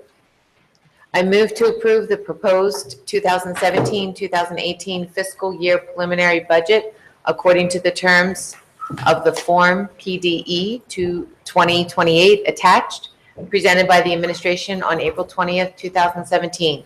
Having approved the preliminary budget, the Board of School Directors may make revisions and changes thereto as it deems advisable, it being understood that no sooner than 30 days from the date of this approval, the board shall adopt a final budget in accordance with the Public School Code. Second. Thank you, Mrs. Thomas. Thank you, Dr. Thorworth. Mr. Reinhardt. Thank you. This is a big night for me. Preliminary budget is always something I like to get passed, but as you all know, that this is just one step to get to the final step, which is really the biggest part, and we have until June 15th to do that. You will see on the agenda that we talk about the PDE 2028 form, and you have your budget in front of you, our actual budget document. Those forms, although they're in different formats, they have the same information on it, just in different formats. The school code requires that the 2028 is available for 30 days of public inspection. Of course, our other budget document will also be available for public discussion, but the 2028 is required. I am going to go over items quickly. The numbers have changed a little bit from where I was during our last finance meeting, but it's materially the same information. I had put this slide together probably because Mr. Grupp has always thought that this is a good slide to put together. But this preliminary budget includes a 2.5% millage rate increase, which is the same as the Act 1 index. So our millage rate would go from 117.77 to 121.71, or 2.94 mils. The homestead that you will see on the motion, I was using a value of 38,400. That value has been updated to 38,520. So my average is 113.25 rather than the $112 dollars. And what I'm showing you, as your assessed value of your property increases, you will see the increase in taxes change. So you will see from a less expensive property to a more expensive property. Average is only for the average person, and people are they never feel like that number is right unless they're right on it. So I'm just putting this in so you can see the magnitude of the increase. Does everyone understand what I've presented there? Okay. This is really where we have been. First column is 2016-17. That's the year we're in. This is the draft budget, the one that we talked about first, and we said we had to reduce significantly because it was at almost, we're using fund balance of $6 million, I apologize. So the new preliminary budget now, you will see the changes that we have made from the first draft preliminary budget, and you'll see the decreases and increases in revenue. I will tell you the $799 is an adjustment I made to a $140 million line item because the state report will not let me get to my exact number on that line item, so I just changed my rounding on my calculation. The $200,999 is really the reduction that we're going to get in state revenue because we're going to spend less money on retirement and Social Security because we reduced our salaries that we're going to pay in the line items. And then you will see the expenditures are the expenditures that I've reduced, and I'm going to go over exactly what I've reduced from the draft budget to the preliminary budget. The net effect of this is We have changed the use of fund balance, estimated use of fund balance, from almost $6 million all the way down to $4.4 million, a change of $1.5 million to the good. Does everyone understand that? Draft versus the preliminary.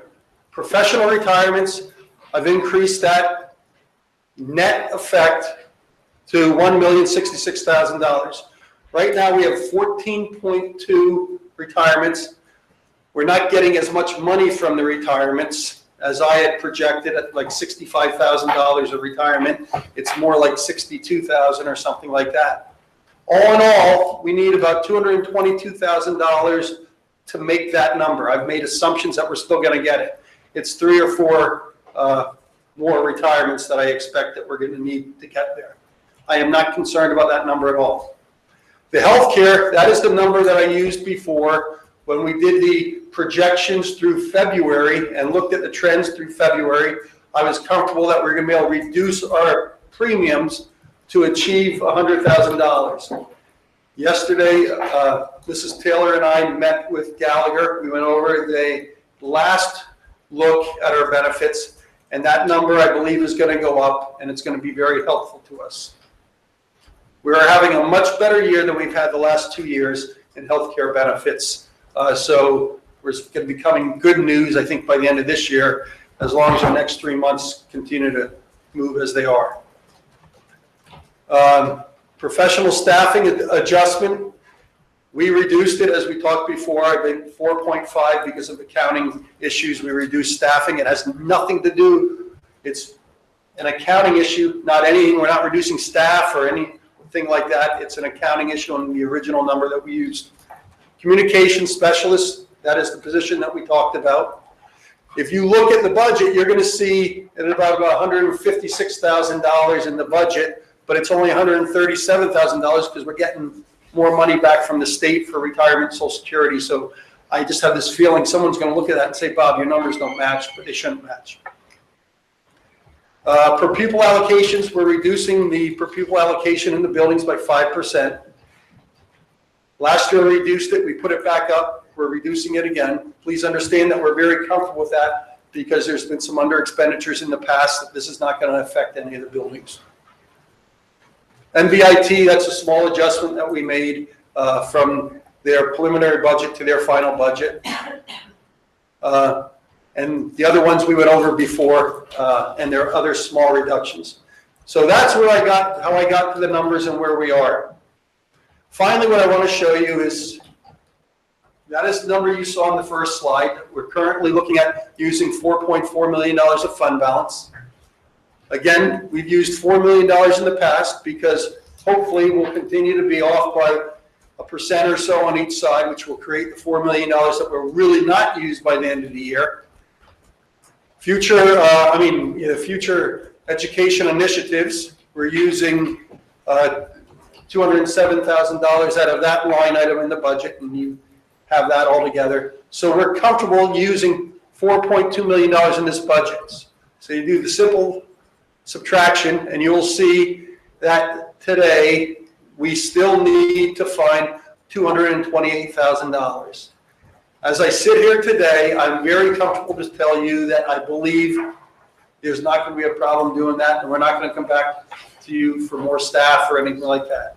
I believe we're going to be able to do that through the adjustments to healthcare, and we will be looking at Mr. Frederickson's budget. And between those two areas, we will not need to come back for anything more. Although I will tell you, I still want to tell you that I think it's so important that we raise taxes 2.5% this year because of what's going on in the future. And although this year's budget seems much easier than last year, it's because of the hard work we did last year and reducing staff by 40 staff members. And I am afraid that we end up using too much fund balance if we do not raise the taxes to 2.5. Any questions?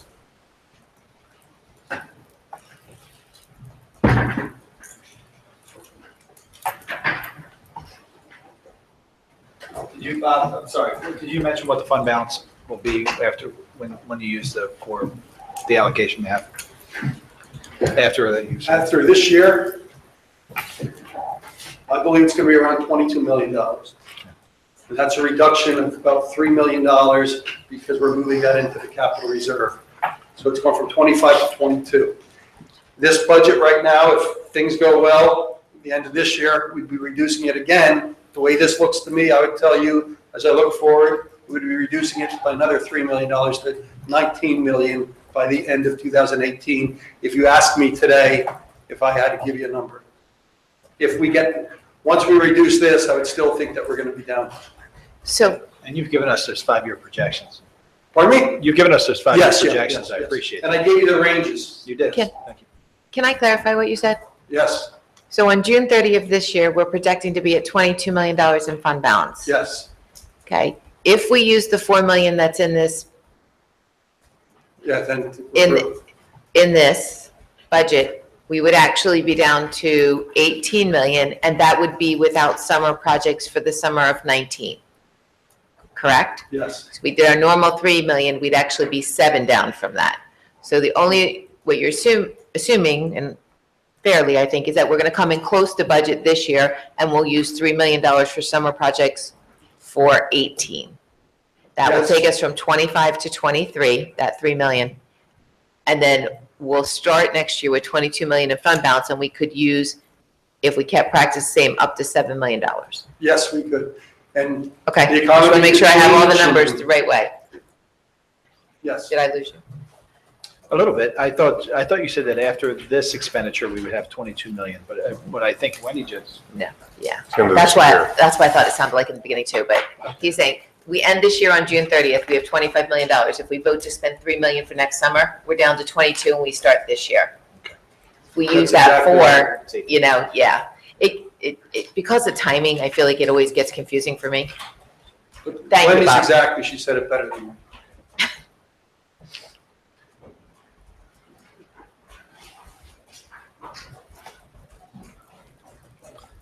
So Bob, as it was a discussion, yeah, we're having a discussion about this, cool. So you're pretty strong in your opinion around 2.5 million, 2.5 mil, Yes. right. Well, 2.5%, which is, mil. I think, 2.94. Right, sometimes 1.2. Yes. Yeah, exactly. So if this board comes in less than that, has this board given you any direction on what to cut to come in less than that at this point? Have they given you specific items of what would be cut to come in less than I believe, 2.5? Well, it's either they've either told you what to cut or they haven't. Have they told you what to cut no, to make it less? Okay. So if we go lower than that and we still go with what we've got, the way we can go lower that and still have the budget we have would be to take more money out of fund balance, correct? yes. Okay, so if we do that, then next year, even if we had the same budget, we'd still have to make up that same amount of money, again, out of fund balance. And we're really just starting down a slope. So I guess the point of the exercise, and Bob, I apologize if I sound like, you're a witness, but what I'm trying to get to is I was not present, again, business travel, because of the finance committee. I did listen, and I heard that some board members are concerned, or they want to go to 0, or they want to go to less than 2.5. And I can respect that. And I guess my question really becomes, we need to give the board, the administration, more direction about what it is to cut. In some past years, this board has had, there have been things we could tell them to cut, and there are things they could cut of their own volition. But as time goes by, we have less and less stuff on the bones to cut. That becomes optional. I heard Dr. Foster speak before about, they didn't increase the MBIT budget much, but it's, they did what they thought was essential, and it still came up to the 5+%. So this is not, the vote tonight is not a commitment by anybody to go to the 2.5%, but this is when it becomes the board's budget. Up until now, it's been the administration's budget. So if it's the board's budget, I think we really need to change the modus operandi here, which says to them, hey, here's 2.3, make it work. Here's 2.0, make it work. I would propose that if this board wants to cut something, this board better be flagrant and brutal about it. I will tell you right now, last year, when this board made some decisions, and Chuck and I may have disagreed on some of these things, I think some of the things that happened bore fruit for me that bore me out. In terms of some of the cuts for special ed, we cut some things for special ed last year that I disagreed with. I'll tell you right now, before we make any more cuts like that in special ed, and I'm telling you right now, I'll tell you cut instrumental music, I'll tell you cut after-school sports, I'll tell you cut any of these things. You know why? Because the special ed kids can't come out in great numbers and solicit for their program. And so they rely upon us to be their fiduciary, their trust. So if we decide that we're going to go 2% on a budget and we're going to make up that money by cutting some special ed stuff, well, I'm saying no, let's cut band. Because I'll tell you, the band parents will come out and they'll tell us to put the money back or find the money, okay? Because I'm not playing the game of cutting special ed anymore. That's just it. So do what you want. Special ed gets any further cuts from last year, I'm no. Thank you, Mr. Grubb. Other comments? Questions? Yeah, it's Dr. Foster. I mean, I appreciate the comments of Mr. Grubb, but, for me, the struggle really is not to tell the school district what to cut.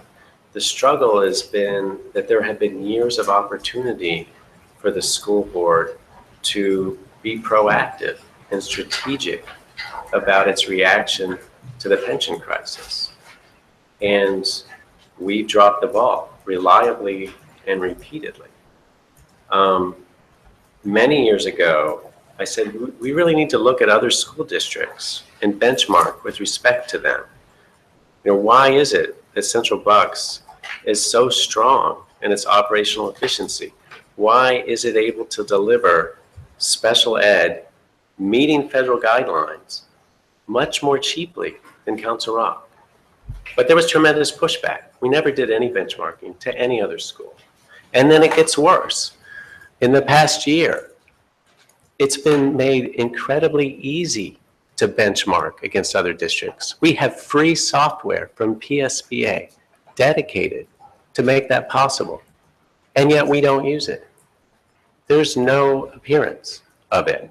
Years ago, we knew the pension crisis was coming, and so we had a capital planning committee. We thought, let's reduce our operating costs.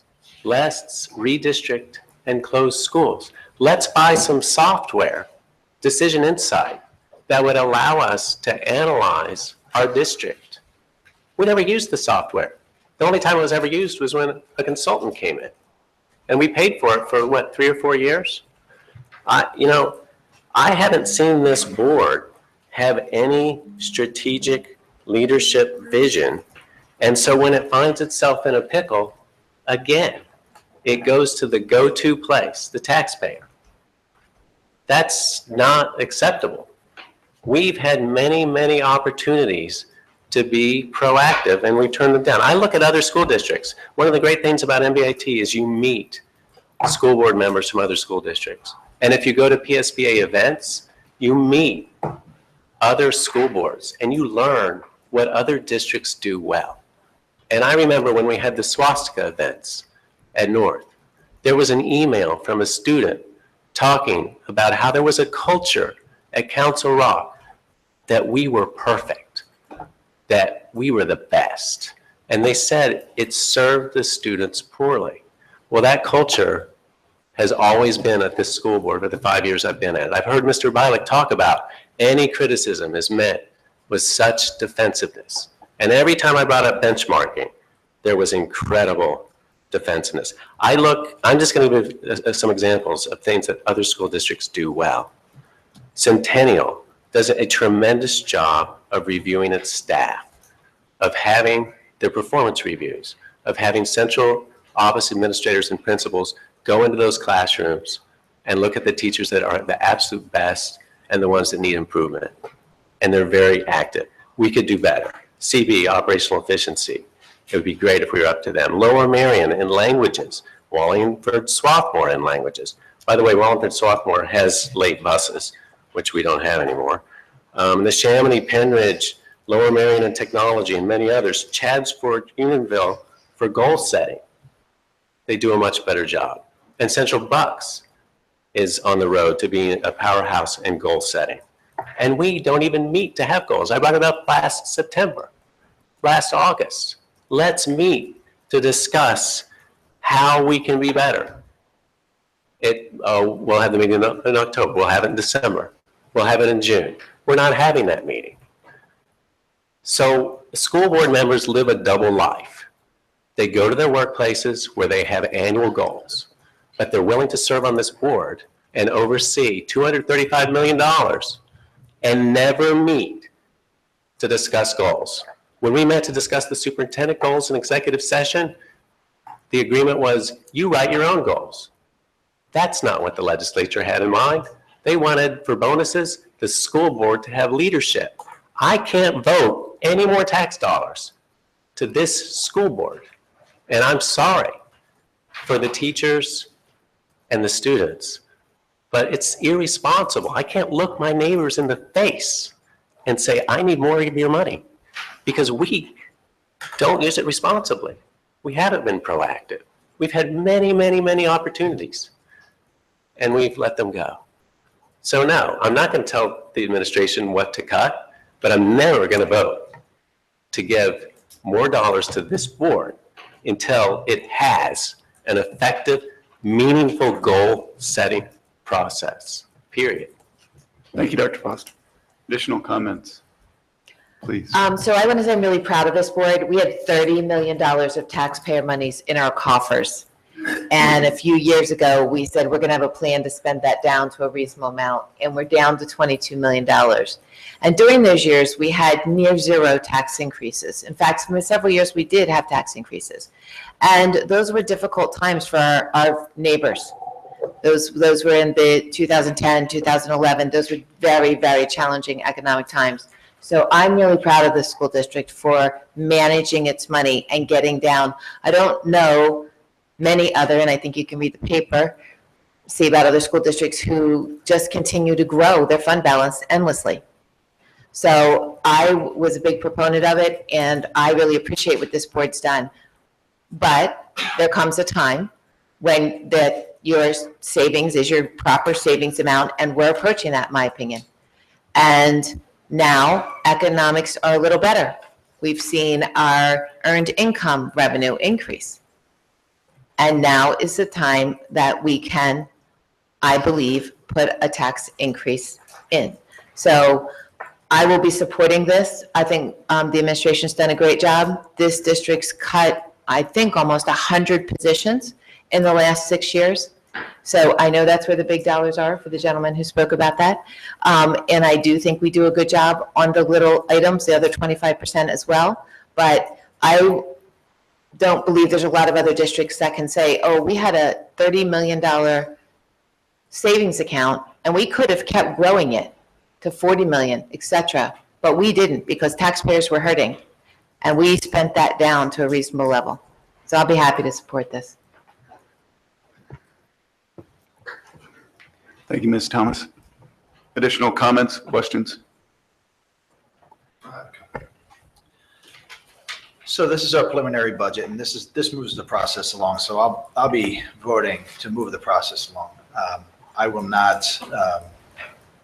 I can't see myself voting for a 2.5% increase come the final budget, and that's my sense of responsibility. So Dr. Foster talked about the criticism you get when you push back at all against the norm and what's happened, and that's always been a little frustrating. I think it's much better, and I hope it continues to get better. But my idea is that sitting in this seat, my job is to look at the district and how we run things with a very critical eye, and always challenge the administration and our staff to do better.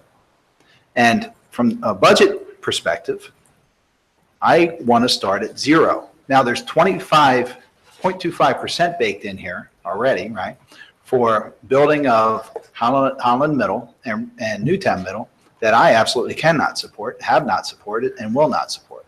So you've lost me on that portion of it. But I need to know, and I say this every year, that every dollar we increase, and people have told me, you're never going to vote for a tax increase, and I've never said that I won't vote for a tax increase, but I want to make sure that every dollar is necessary. And this is now my fourth budget, I guess, right? And I have not been shown that. So, and then when I hear about, this board decided to spend $50 million, over $50 million to renovate a school, to add more space, to close a school, Richboro Middle School, renovating Holland Middle School. So we're spending $50 million to close a school that needed $20-some million in renovations and $1.6 million a year in operating costs. And then we get a presentation to spend $22 million to renovate that school, Richboro Middle School, to move our staff in there, to save $2.5 million for this school. Folks, this is very confusing to me, right? And I'm concerned about what this board and what this district does with the taxpayers' money.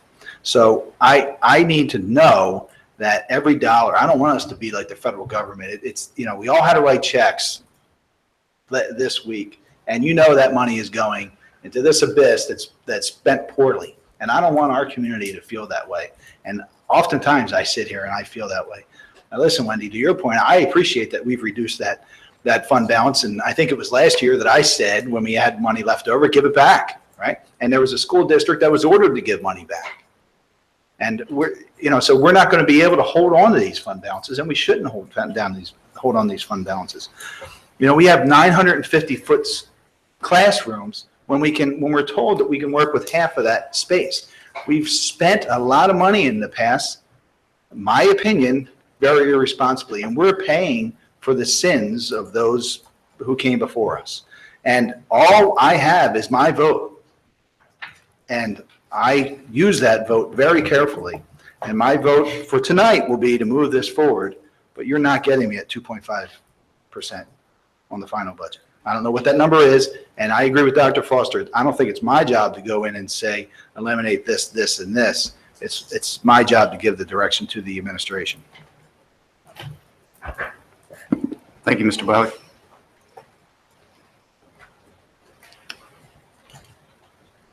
Anyone else?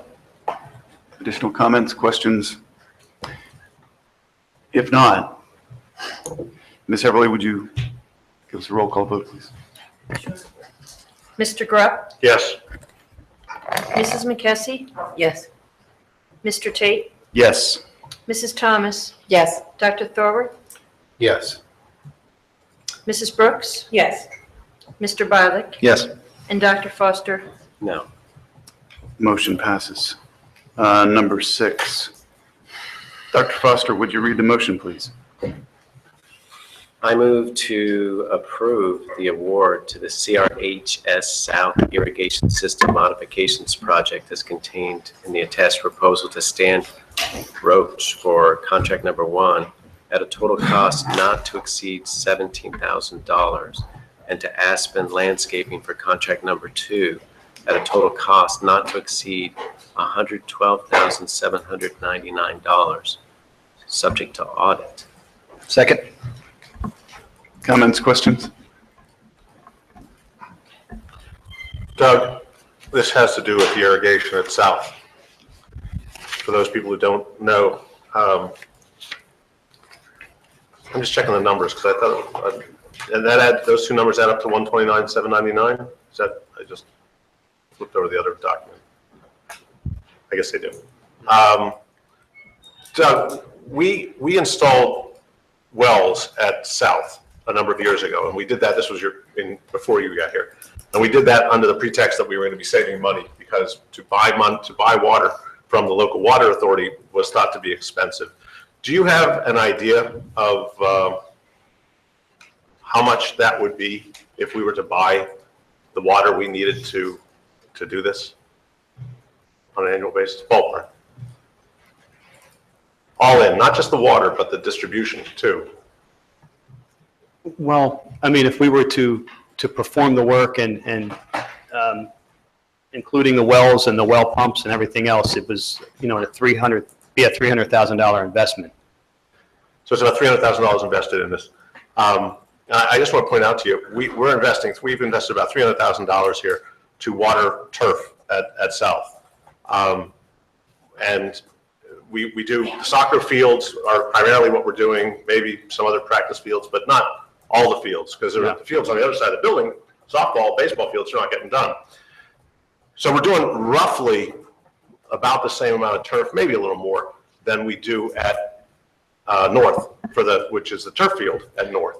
Right. It's the artificial turf. So that's exactly why. You know, North has the turf field, which can be used often, and it is, and does take the impact and break the blades and beat it up and dry out and become hard packed the way the fields at South do. So we have to be mindful of at least a few fields and continue to water those so that they're safe and the GMAX rating is there for PE students, for athletes, for whomever uses the fields. So I was a little surprised to see this number, but I guess it's within space. But I wanted to go with this framework, which was, it seemed big to me, but I'm looking at, you know, doing the turf at North was a $700,000 project.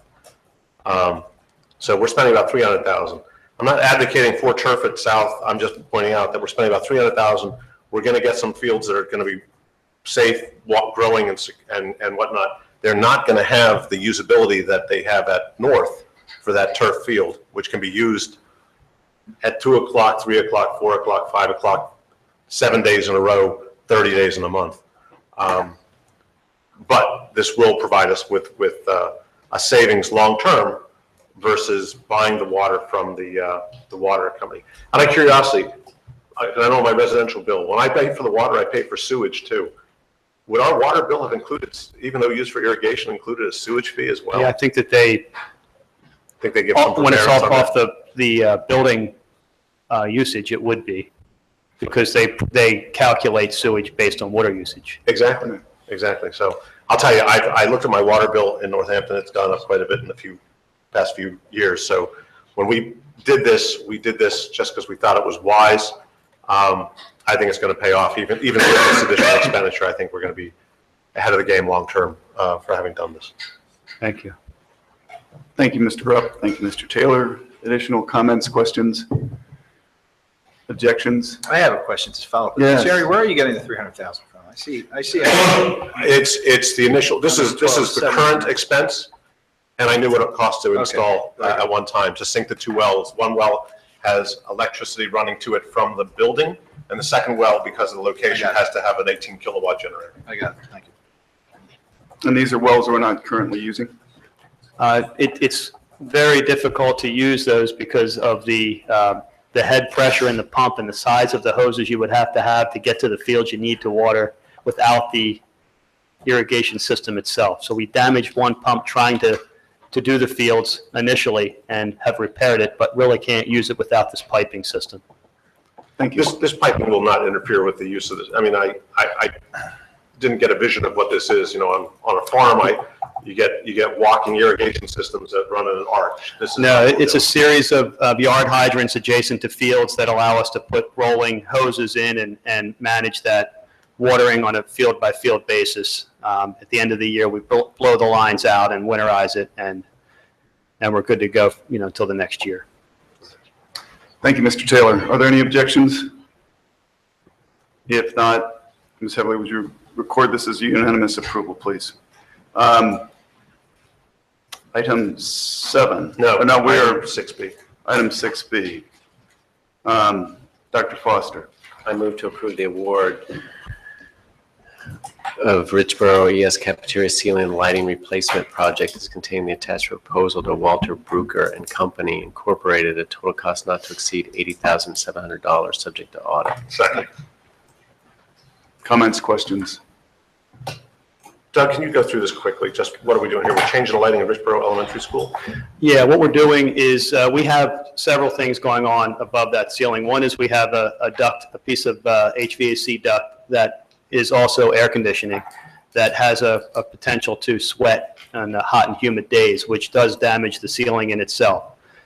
In addition, the ceiling tile in that cafeteria from the 1980s, when they used heavily scored ceiling tile, which were architecturally the thing at the time. But unfortunately, it compromised the structural integrity of a 2x4 lay-in ceiling tile. And when they get humid, there's no humidity control in the tile. They sag quickly.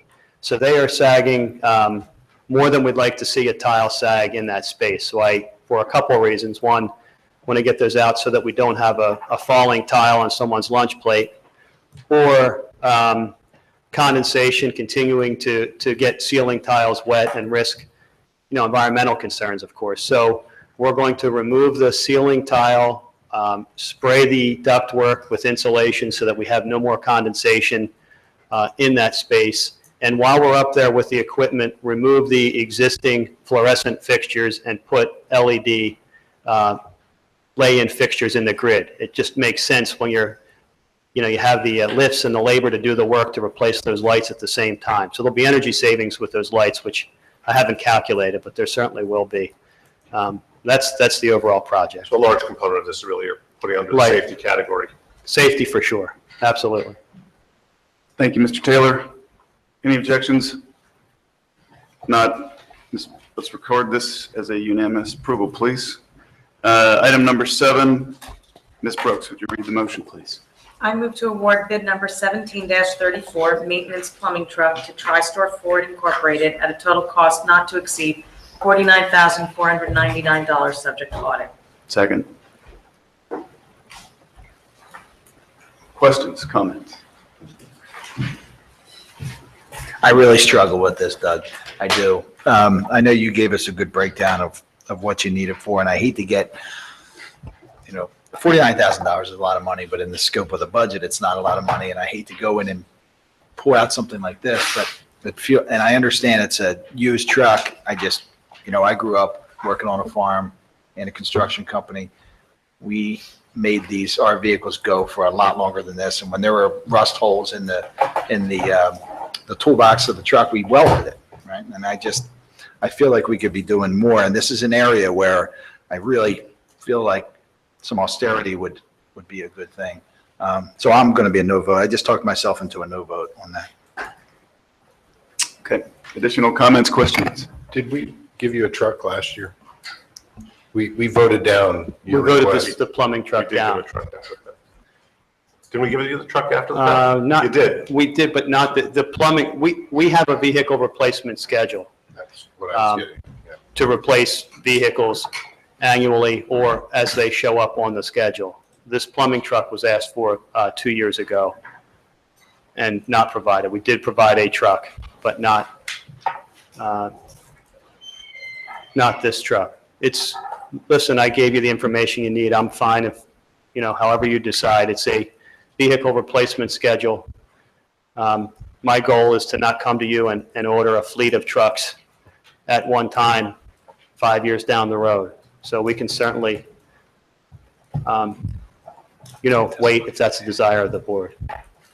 I just want to make you aware that, they will eventually require several trucks down the road if we wait. Doug, can I ask you a question? This is part of your budget for this year, right? It is. So it's not outside of the budget that was approved? No, this is part of the 16-17 budget, not asking for additional monies to do this. Okay. Doug, I have one last question about this. It's not about the truck itself. Where do we store the truck? Do we store it outside? We do have some space at Twining Ford that we keep some of the vehicles covered the best that we can, but no, not all the trucks can be stored inside. And so I just bring that forward, Mark, I listened to your observation about duration of trucks, and one of the aspects of it too is these trucks often have equipment that I don't want the guys loading and unloading every day because it sucks time out of the day. So this is something that I think this board needs to consider as we look at our capital plan, as we talk about using things or moving out of 24 or whatever it is. We talked about before, a former board member had talked numerous times about a pole barn, and it becomes something which we have a great investment of equipment, and if we want to make our equipment last, we may need to spend money to buy 1 or 2 pole barns strategically placed within the district to house our equipment, both for their duration and their safety and security of the equipment within them. Just something this board needs to consider. We often skip over that, but you want to make stuff last, you also have to protect it and store it correctly. Thank you, Mr. Grubb. Ms. Everly, roll call vote, please. Mrs. McKessie? Yes. Mr. Tate? Yes. Mrs. Thomas? Yes. Dr. Thorpe? Yes. Mrs. Brooks? Yes. Mr. Bialik? No? Dr. Foster, Yes. and Yes. Mr. Grubb. Yes. Thank you. Motion passes. Item number 8. Ms. McKessie, would you read the motion, please? I move to approve the human resources agreements as contained in this agenda, subject to audit and solicitor's review. Second. Thank you. Ms. Taylor? If you would, please.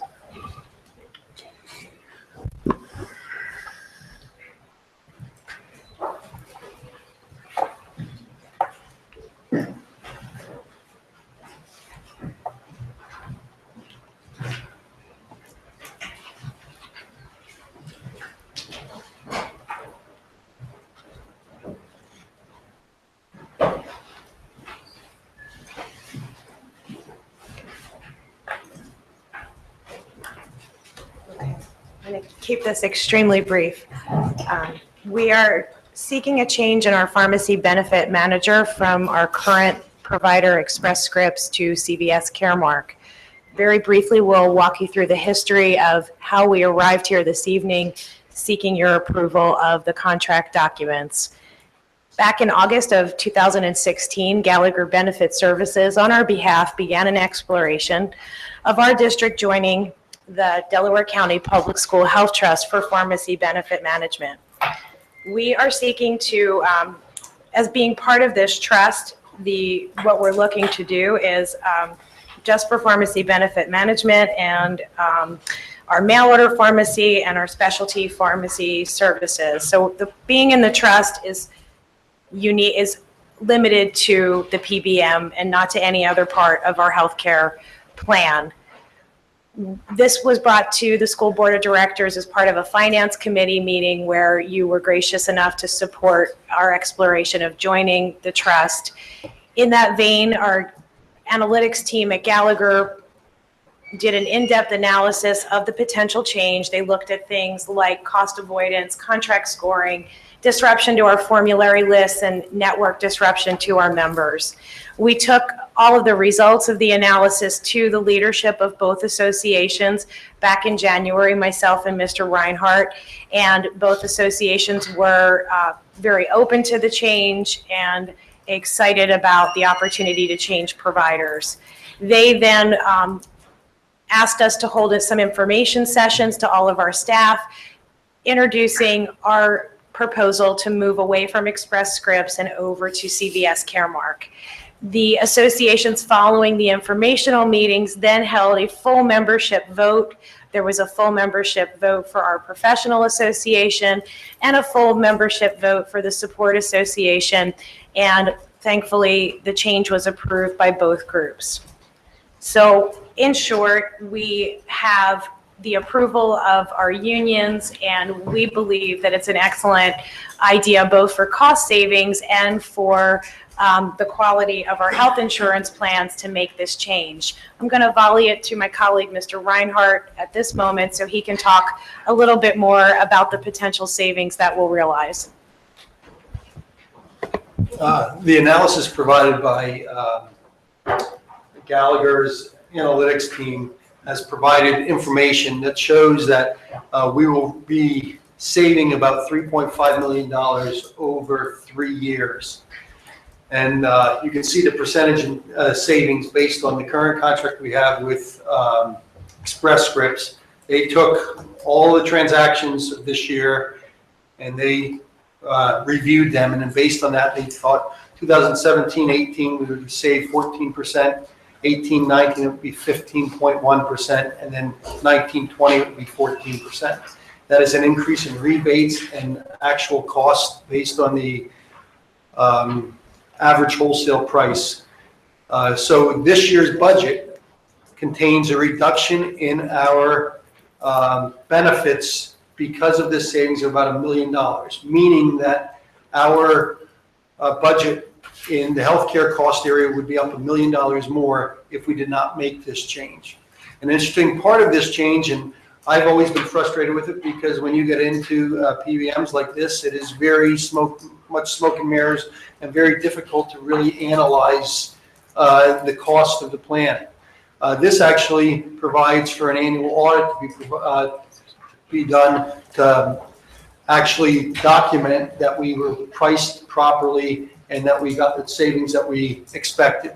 There's also performance measures that are in there, if you saw that, where the PBM will put $15 per contract up for a penalty, and we have a list of items that they have to perform by, and should they not perform by that, they pay a penalty back to us. So this contract's much more forward-looking than past contracts, I think, and I really believe that it's a contract that we should get support, a strong support from. There will be savings, and unlike other contracts that we don't have an audit, we will have an audit each year on this and be assured that we got the pricing that we were supposed to get. So on for your approval this evening are the contract documents, both memorandums of understanding for both of our associations. If the contracts are approved this evening, we intend to then begin our implementation cycle for moving over to CVS Caremark. There'll be an implementation team that's made up of myself, Mr. Reinhardt, members of our information systems groups. And then during open enrollment, we'll be able to introduce the documents and all things necessary for our employees. After open enrollment in July and August, those that will have any disruption, whether it be in the formulary drug or in the network, will receive notification from CVS Caremark. And then our go-live date will be September 1, which is our go-live date for all benefit changes each year. So I thank you for your consideration, and if you have any questions, myself or Mr. Reinhardt can answer, we'd be happy to do so. Dr. Poole, what do we spend on this portion of our budget? You don't have to give me an exact approximate. $8 million. $8 million a year, okay. So it's a significant savings. I need a perspective. Yes. That's fine. So I have a couple comments. One is, I want to thank Gallagher publicly. They brought this to us. And really, because of the relationship our administrators had with them, so they certainly deserve credit as well. But they brought this to us. This is a significant savings. Number two, I'd like to thank both of our bargaining units. It certainly benefits them. They share in the cost. So, you know, it's a win-win.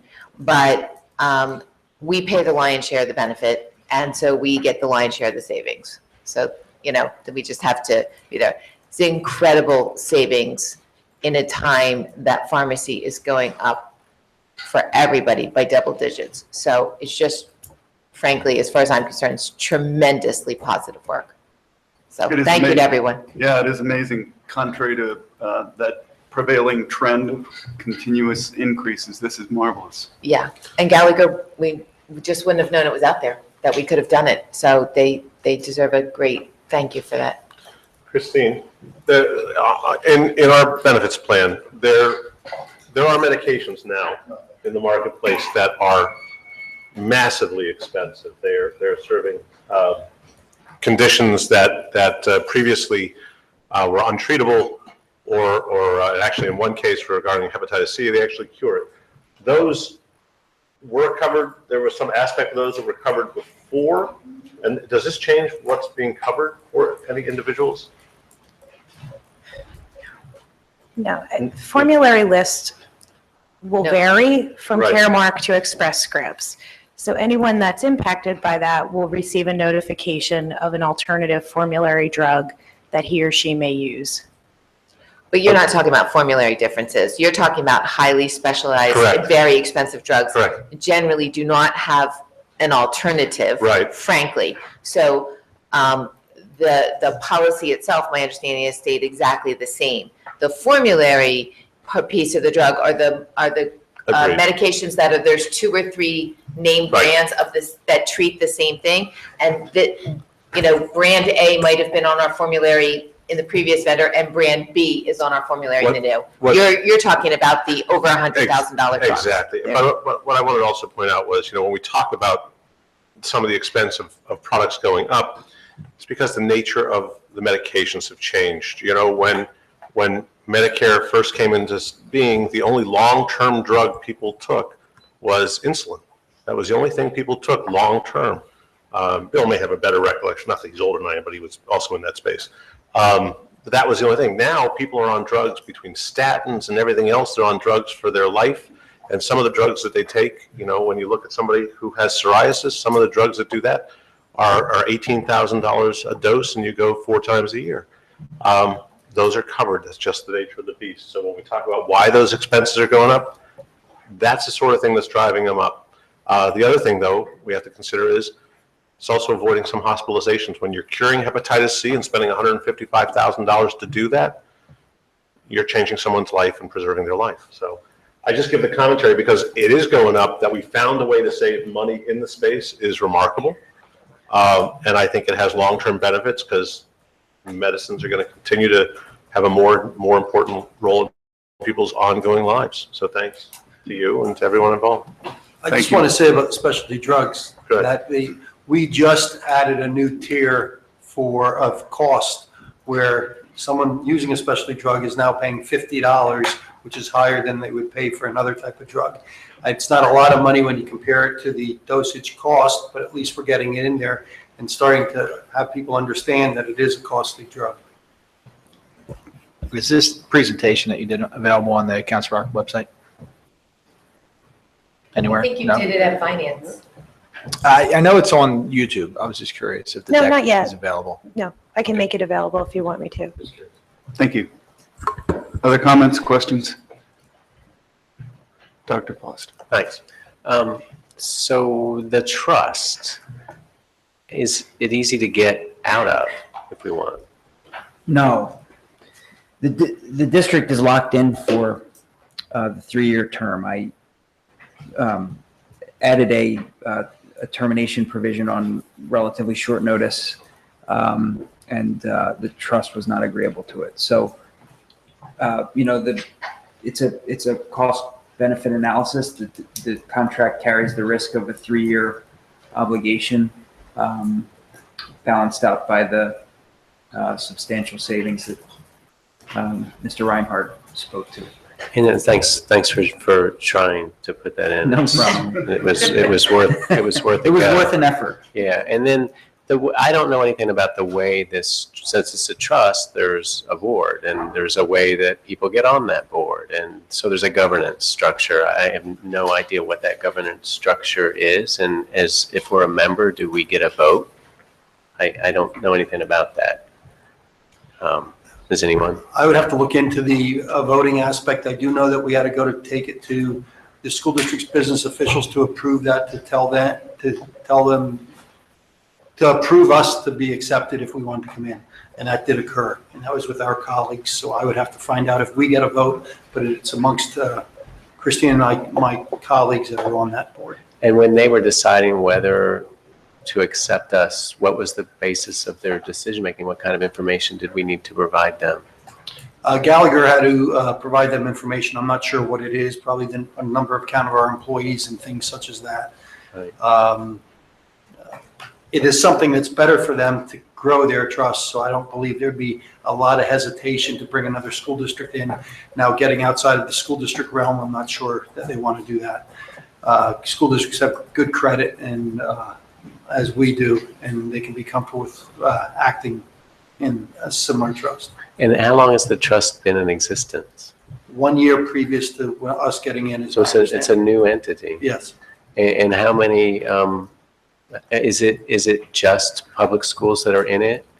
Or is it open to So I think municipalities? there's 14 public schools in it right now. Okay, and do we know who created the organizing document for that trust? My understanding that it was the Is it like their IU? Chester County School Districts got together Okay. and did this. I wonder if it came out of their IU, do we know? I'm not sure. Okay, no, thanks. Thank you, Mr. Reinhardt. Thank you, Ms. Taylor. I'll have a roll call vote, please, Ms. Heverly. Mr. Tate? Yes. Mrs. Thomas? Yes. Dr. Thorwald? Yes. Mrs. Brooks? Yes. Mr. Biler? Yes. Dr. Foster? Yes. Mr. Grupp? Yes. And Mrs. McKessie? Yes. Wonderful, thank you. Number 9, Mr. Grupp, would you read the motion, please?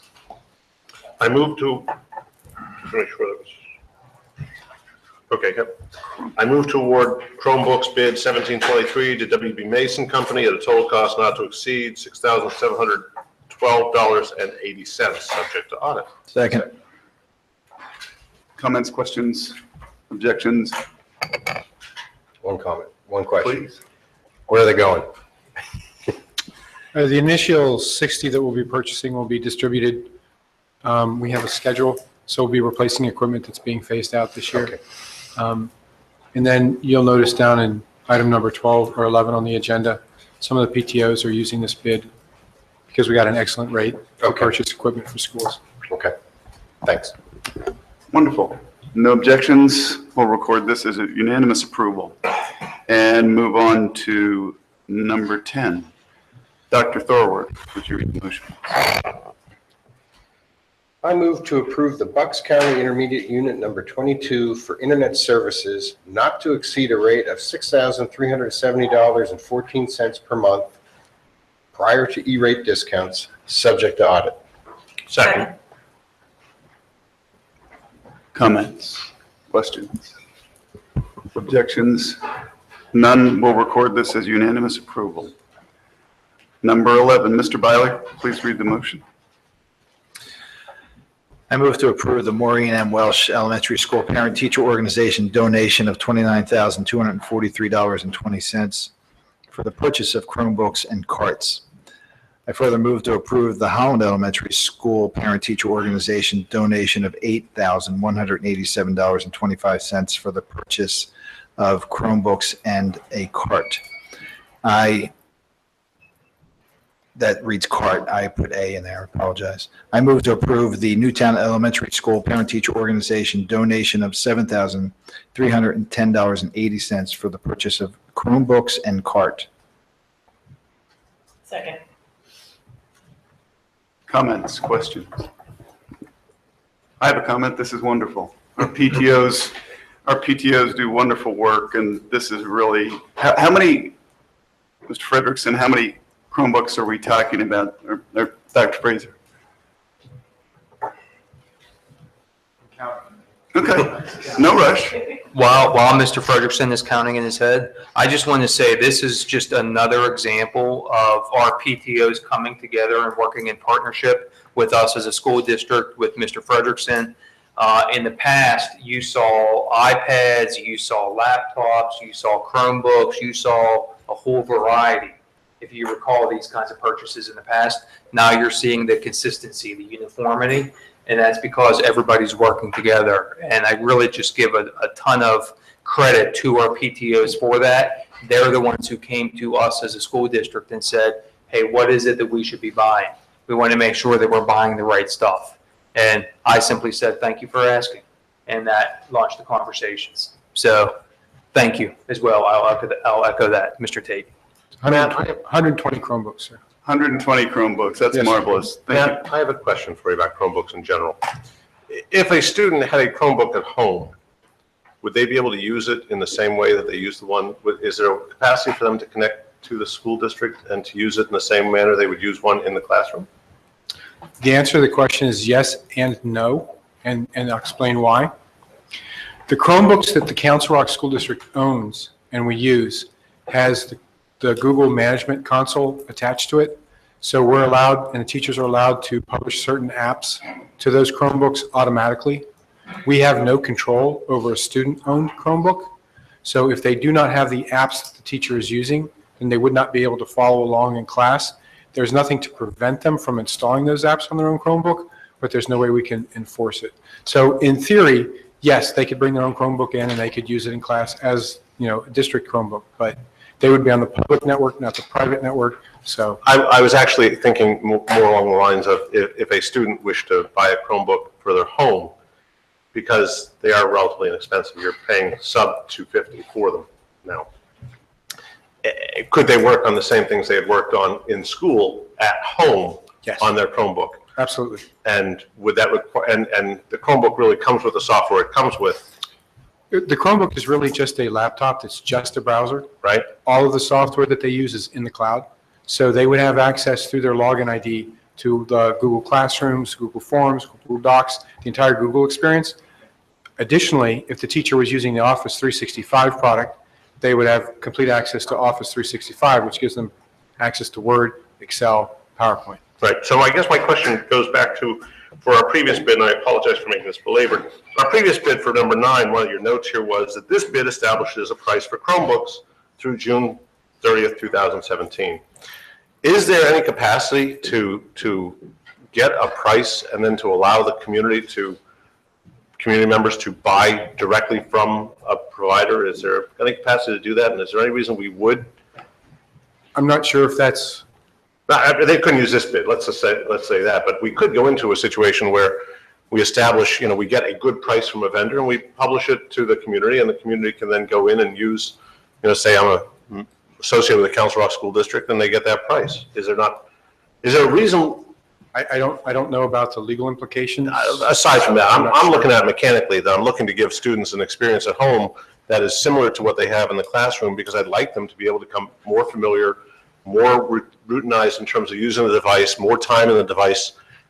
At $250 is not a huge expense, and we have talked about what is in the future in terms of, do we provide a Chromebook to every student? We're trying to figure out how to hasten that by allowing the community. We're not going to solve it tonight. It's something I asked, does anybody think that has merit in terms of, one time when we first got into this, people were buying PCs, and you had the haves and the have-nots because PC prices were expensive. This seems to have really lowered the bar to get into that space and to offer us an opportunity to allow children to work, because actually if they're at home on a Chromebook, they could still work collaboratively with other students as well in that environment. So I think it's something we should consider. Dr. Frazier, you have a technology group. I think that may be a topic. I don't dictate to you what to talk to that group about, but that would be something I would consider as an opportunity. Let our students learn to work collaboratively, and it's not a real tight bar to enter. There are things we make people pay for to be part of the school that have less return on value than maybe a Chromebook. Good idea. Thank you, Mr. Grubb. Other comments, questions? I've got one. Actually, this is for Dr. Elliott. It's great that the PTOs buy these things for us. It's really great. Are we creating have and have-not schools? My stickler with delivery of education. Are we, and I guess collectively you, are we creating that we're seeing a lot of mass purchases lately of these things. So. I was just elected. I'm just kidding. I'm going to answer the question because we've been working on this together, actually. We just had this conversation yesterday.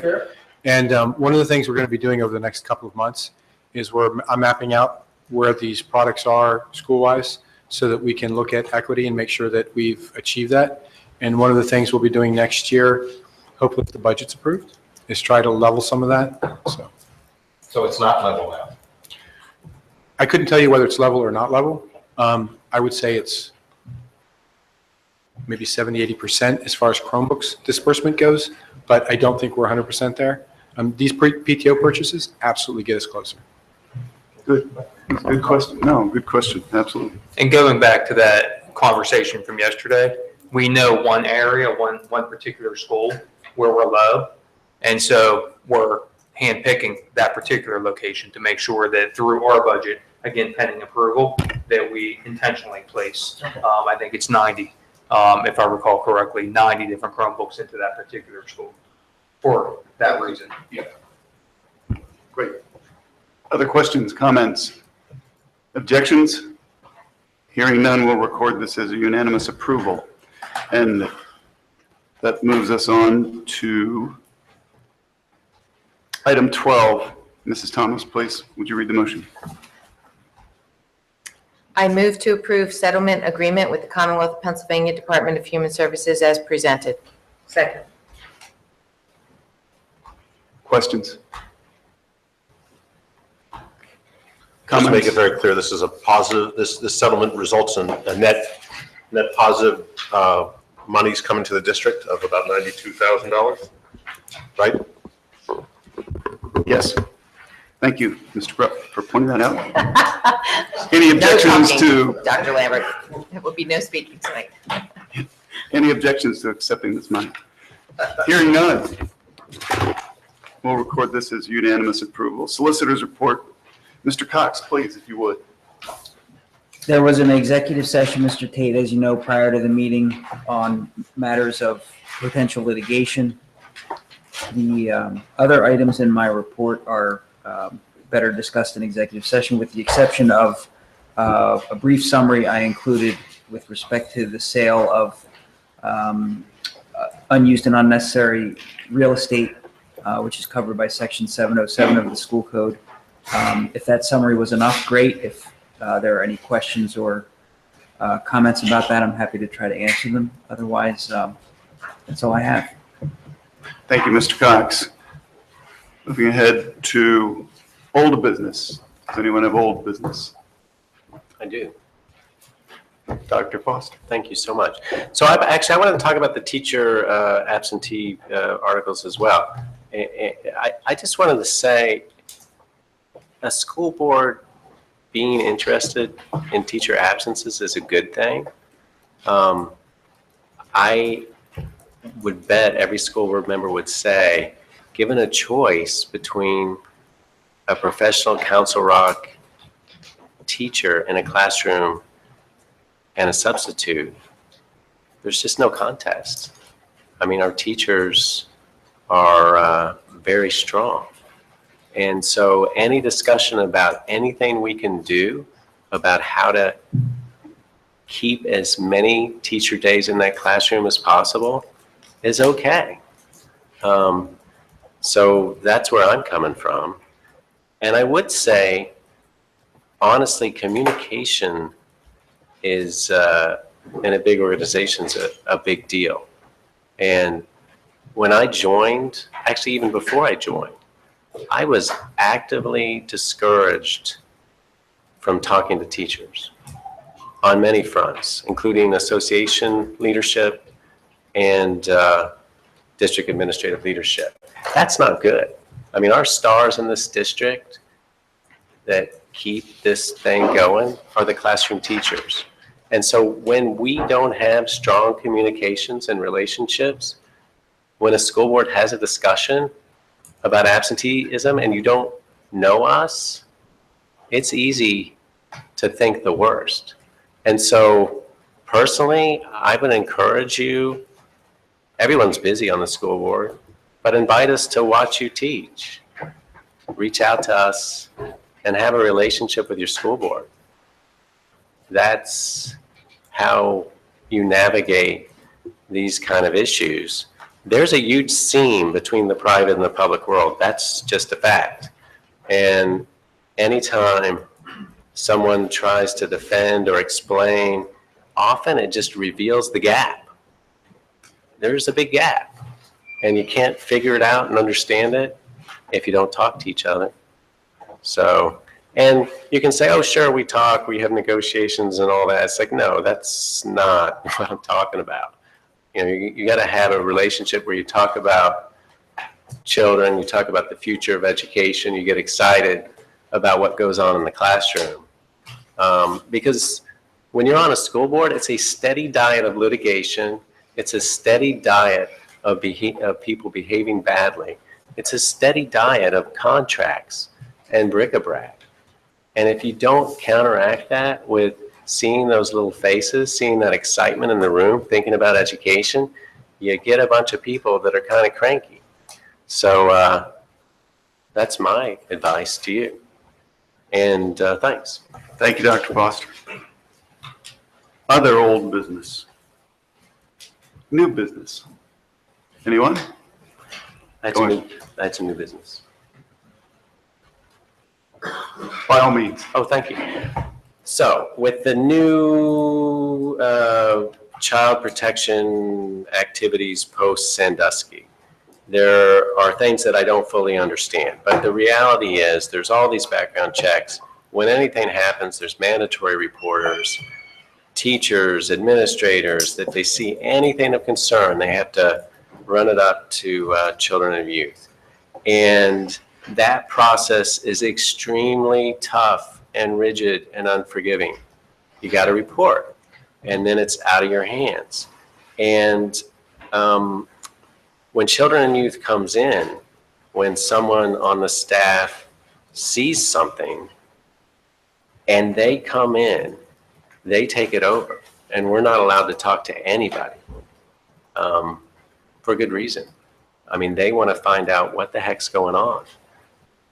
But often when they investigate, there's nothing going on. And I think one of the weaknesses in some of our events that happen here is when they come in and they see nothing, they need to free us up to talk to the families so that they know that we called them in, we did what we were supposed to do, they interviewed your child, and they found nothing. But as it is now, if they don't let us do that, we can't even talk to the parents and tell them that their child was interviewed. We're not allowed to. Do you mean we as a board or we as We an as a school administrator? district, Okay, that's Council Rock confusing. School District, we. And I think we, the administration, our attorneys, we need to create a relationship with children and youth, Bucks County, so that we have an understanding that if they come in and they see nothing, please, either they immediately call the family and let them know what happened, or let us be free to call that family. Because the way it works now isn't great. Those families get into a chaos. What's going on? My kid came home crying, and no one will answer my questions. I go to the school and they won't talk to me. Well, we're not allowed to. So that's my request, that we have some dialogue with children and youth. Maybe have them come and speak to us. We've invited the district attorney to come to speak to us about opioids. I would love to have children and youth come and speak to us about these issues of navigating reports and how they're handled and how we can do better to make it smoother and more effective. Thank you, Thanks. Dr. Foster. Do we have other new business? Let's move on to committee reports. Academic standards. Ms. McKessie, please. Academic standards met last month. We had a panel that consisted of the Superintendent's Advisory Committee. Board members were present, as well as representation from both our secondary and primary educators, administrators, curriculum coordinators. It was a great group. It was designed to just open up a dialogue and was a free forum for anybody to ask any questions that they wanted. And I think it was a great success. Our next meeting will be May 11th, and we will be talking about textbook approvals. Thank you. Facilities Committee, Dr. Thorward. Either one. We had a meeting, April 6th, was, excuse me, probably the most brief facilities meeting we've ever had. Hence, you'll see the next finance meeting will happen immediately after the facilities meeting, in case we do that again. Energy management update, we're continuously trying to do better with our energy usage, because that is one of the 25% where we can still dial back. Doug gave us a nice overview of the two middle school projects. They are coming along very well. I told you earlier, I saw Foreman out at Holland yesterday. I did interview a couple of our musicians tonight to see how they liked the middle schools, and got good reviews. So that's important. And the rest of it was on the agenda tonight in one form or another. So you can go back to the meeting and review. Thanks. Thank you. Finance Committee, Ms. Thomas. Yes, everything we talked about, we've talked about here tonight, so I don't think I need to reiterate that. Our next meeting will be May 4th, and I will be out of town for business, so I will need a substitute chair, unless we want to move it. We'll work on that. Thank you. Okay. Policy Committee, Mr. Grubb. We had a meeting on March 23rd. We went over a number of policies. policies are rather intricate and involved and interrelated. We came away from that policy committee, and there were a number of them that we've turned back to Christine to try and work through some of the complexities of them in consultation with council as well, just to really gain an assessment. One of the other aspects, I think that was that the diversity one? Where we covered diversity? There's so many of these. We have talked quite a bit about some of our diversity policies. We were pleased to have a great deal of input and a great deal of interaction with the Diversity Council that runs. It's not a district event, but it is people within our district who are concerned about it. They were there, provided some important input, and we really do appreciate their support and insights. So we've turned some of those items back. Our intention was to have those come back and to have June be an opportunity to review some special ed policies as a group. Because of a slightly protracted examination of the policies, Matt has asked, with Chuck's agreement, if they could bring the special ed to our meeting, which would be next Thursday. As you heard us discuss earlier, I have a particular interest in special ed. I am willing, if it be the will of the board, to let that meeting go ahead without me. But I was asking if we could delay that meeting. I am just very confused about the whole schedule for all of this, but I'm not in town next Thursday night, if that's the night that meeting is. So I don't remember that. That's fine. Matt had put it forward, and I thought he had checked. So that kind of means that we will not be covering special ed next Thursday. But between now and the next day or so, I'm able to have anything next Thursday for some policies that are administrative, some cleanup that Rob's pointed out, just Rob Cox has pointed out to, some policy that we had this evening we turned back because of some lack of description and diversity. I think that was a discriminatory policy. Yeah. I don't remember what. All right, well, Anti-discrimination in employment. we'll see if we can make that happen so that there is a policy committee meeting next week if possible, and we'll certainly. And then the only other thought was, and I put it forward to the board, I asked if the board would entertain a policy committee meeting as a Saturday. It probably would not be until July, unfortunately, because I'd like to have an opportunity to review policies regarding special education with our council there and use it as both a training and a policy meeting. We spend, as I've said before, about 25% of our students are in some form of special ed, whether it's gifted IEP or regular IEPs. So I'll ask Rob to solicit input from the board about a potential for a Saturday meeting in July. It's a public meeting, but where we'll go over that policy and also have an opportunity to hear from council some guidelines around how we handle special ed. Part of that is also constrained by when our special ed council is available. Yeah, it's potentially feasible to do a Saturday meeting in July, I think, and we'll work on that and let the public know. Thank you, Mr. Grupp. Next on the list is Ad hoc Master Capital Planning Committee. The chair, Mr. Block, is on business travel. The next meeting, as Dr. Fraser said, is Monday, April 24th, 7 p.m. here at Chancellor's Center. MBIT, Mr. Bialik. We had a lot of policies that were approved, and just some calendar issues, pretty general evening. I don't know if you have anything to add, Dr. Foster. Our next meeting, as we discussed, is May 8th, and based on the outcome of New Hope Solebury's board meeting, which is, I looked, is next Thursday, we'll see if we'll be rediscussing the budget. Thank you. Bucks County Intermediate Unit number 22, Ms. Brooks.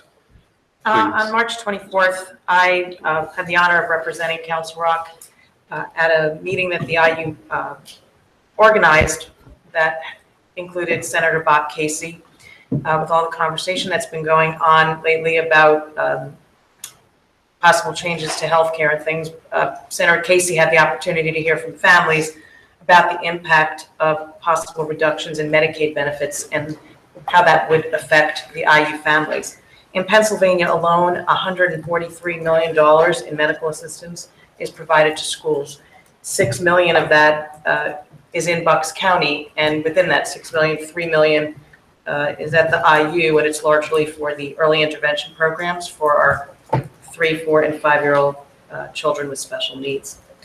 So that's something that we'll certainly keep an eye on. The IU met earlier this week. There was a wealth of great things discussed. I'm just going to pick out a couple of things of note. The IU is very actively promoting STEM and STEAM, and their Programs and Services Division has contracted with the Teaching Institute for Excellence in STEM to try to develop a mobile fab lab, fab short for fabrication. They're looking for grants, and basically they want to try to design a sort of engineering STEM equivalent of like the Artmobile. So like it would be this thing that would come to elementary schools for like a week at a time and move from school to school and provide opportunities in, exposing them to engineering and STEM opportunities. They're looking in for grants and formulating this, but it was really impressive because it shows how very innovative they are in their thinking, and they're hoping to be able to implement something in the 18-19 school year. They talked a little bit about this month being the Reading Olympics month, and as a parent, that was like one of the greatest activities that I had watching my kids participate in, and great school spirit. And I didn't realize that it has evolved. In Bucks County, there are over 5,000 students who have or will participate this month. Every single school district in the district participates, as well as 2 charter schools, 23 non-public school teams, and 1 homeschool team. This effort takes over 800 volunteers, and so that's a pretty impressive accomplishment. Our next meeting is May 21st, but prior to that, I will be participating on a panel May 17th to help develop their strategic plan.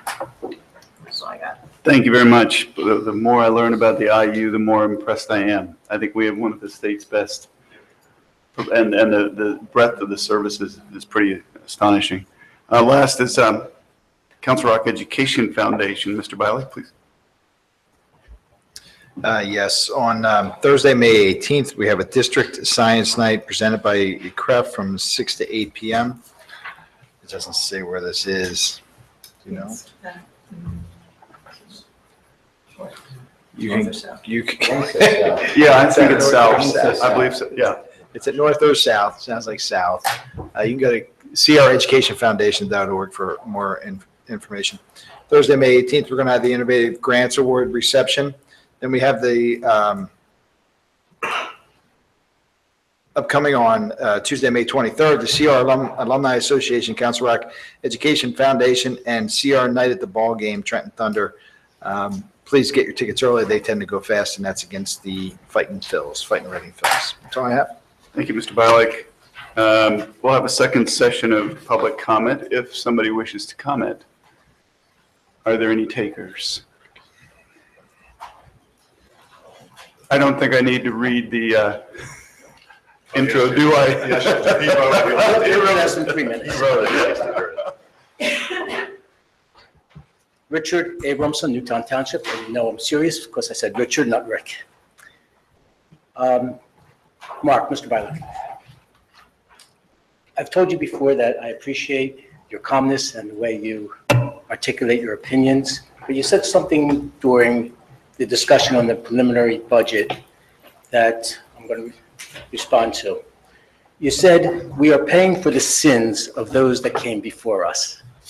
And I don't think you meant that to sound as harsh as it did to me, but I will say that Council Rock School District is an excellent school district because of the good work, the hard work of those that came before you, not the sins of those that came before you. Maybe in considering the Puser's contributions and the impact that it has on the budget, that it would have been better stated that we are paying for the sins of the Pennsylvania legislature. I would say to this board, don't compound those sins by not listening to, not taking the advice of your business administrator when it comes down to passing the final budget. Thank you. Thank you, Mr. Abramson. Good to see you.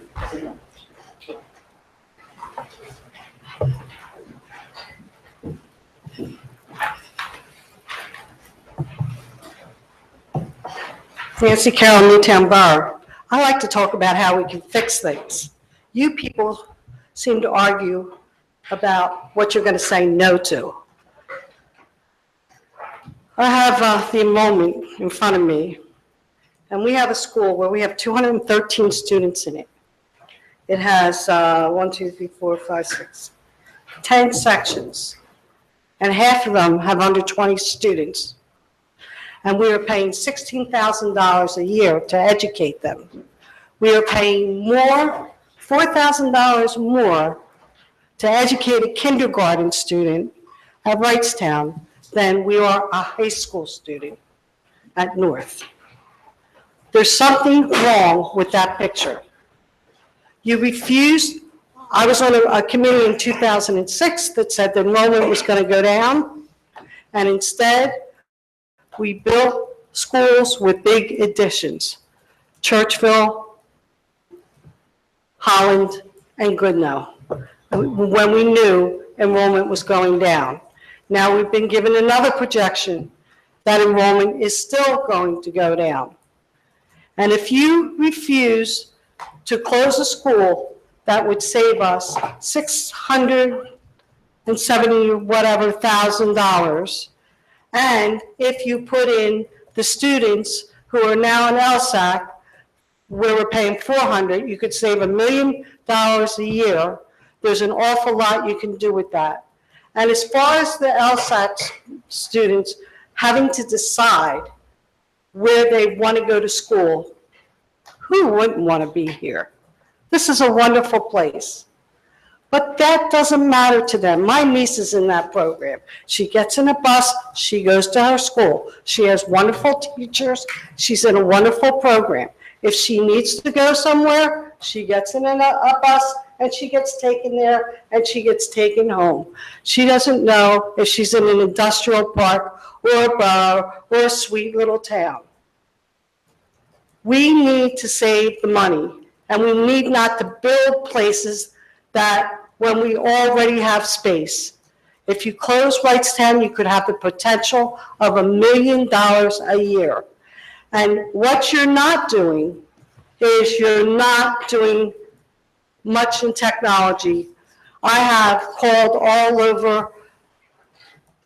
This morning I talked to Unionville Chadsford. They have a parent permission slip. The parent can sign. I want to spend $20. They'll get a Chromebook. It's not theirs to keep, but the child can take it home and there's insurance. I want to spend $267. I'll get a Chromebook and it's mine to keep. And even they said there's less than 10 who say, no, I don't want to pay the fee, and no, I don't want to buy the Chromebook. They give them one anyway because they know they need them for their education. And every middle school student has a one-on-one. And pretty soon, everybody in Bucks but Council Rock is going to have a one-on-one. And we may be first in music, unless we cut it, but we're last in technology.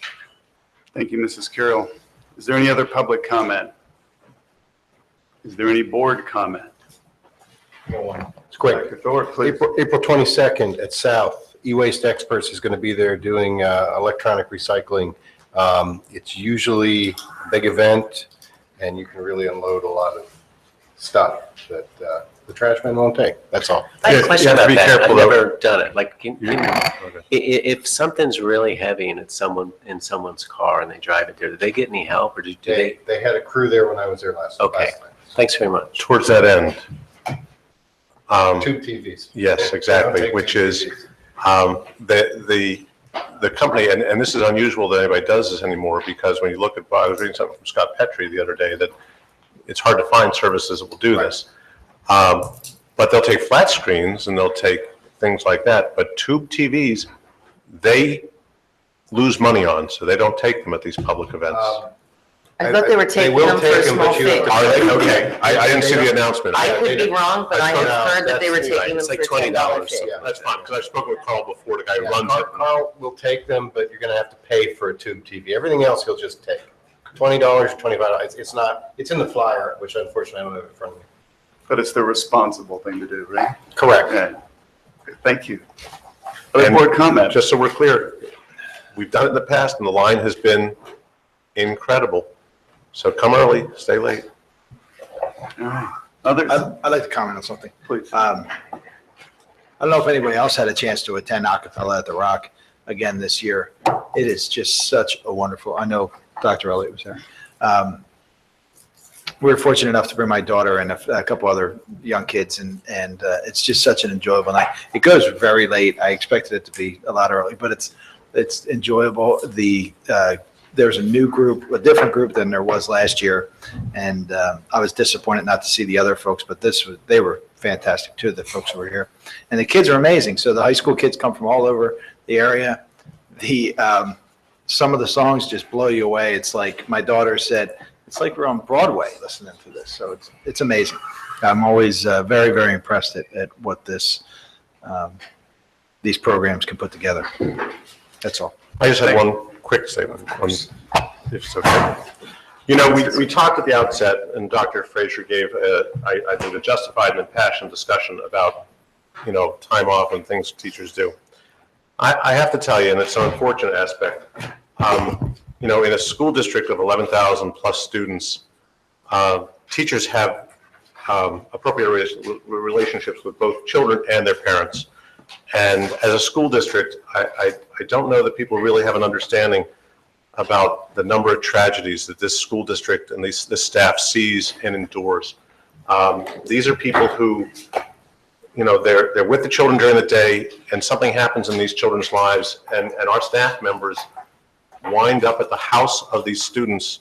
I will tell you, without giving names, we had a neighbor of ours many years ago who passed away wholly unexpectedly. That afternoon, the superintendent showed up at the house, the principal of each of the three schools, the teachers of the children showed up at the house. These are people who really, you know, they put themselves out, they take their own time to come out and do these things. So you know, Dr. Frazier, I think you ended yours with thank a teacher. These are people who really develop relationships with these kids and the families. And they see them in the great times, and they see them in the horrific times. And as a school district, it's something I wish we didn't have to deal with, but we do a really exemplary job, and it's human factors based. It's people doing the job of wrapping themselves around children and families to support them in some really, really horrific times. So I don't think we acknowledge that enough. And it's really just appreciating our staff for nothing other than their humanity. And I really do think that, I know I speak for many members of the public who've had to go through it. We had incidents this week in the newspaper where I'm sure our staff is involved in wrapping themselves around that family. And we wish those children and everyone involved in that situation peace and a quick recovery. Thank you, Mr. Grubb. Well put. Anyone else? Additional comment? Motion to adjourn? We're adjourned. Thank you. Thank you, everyone.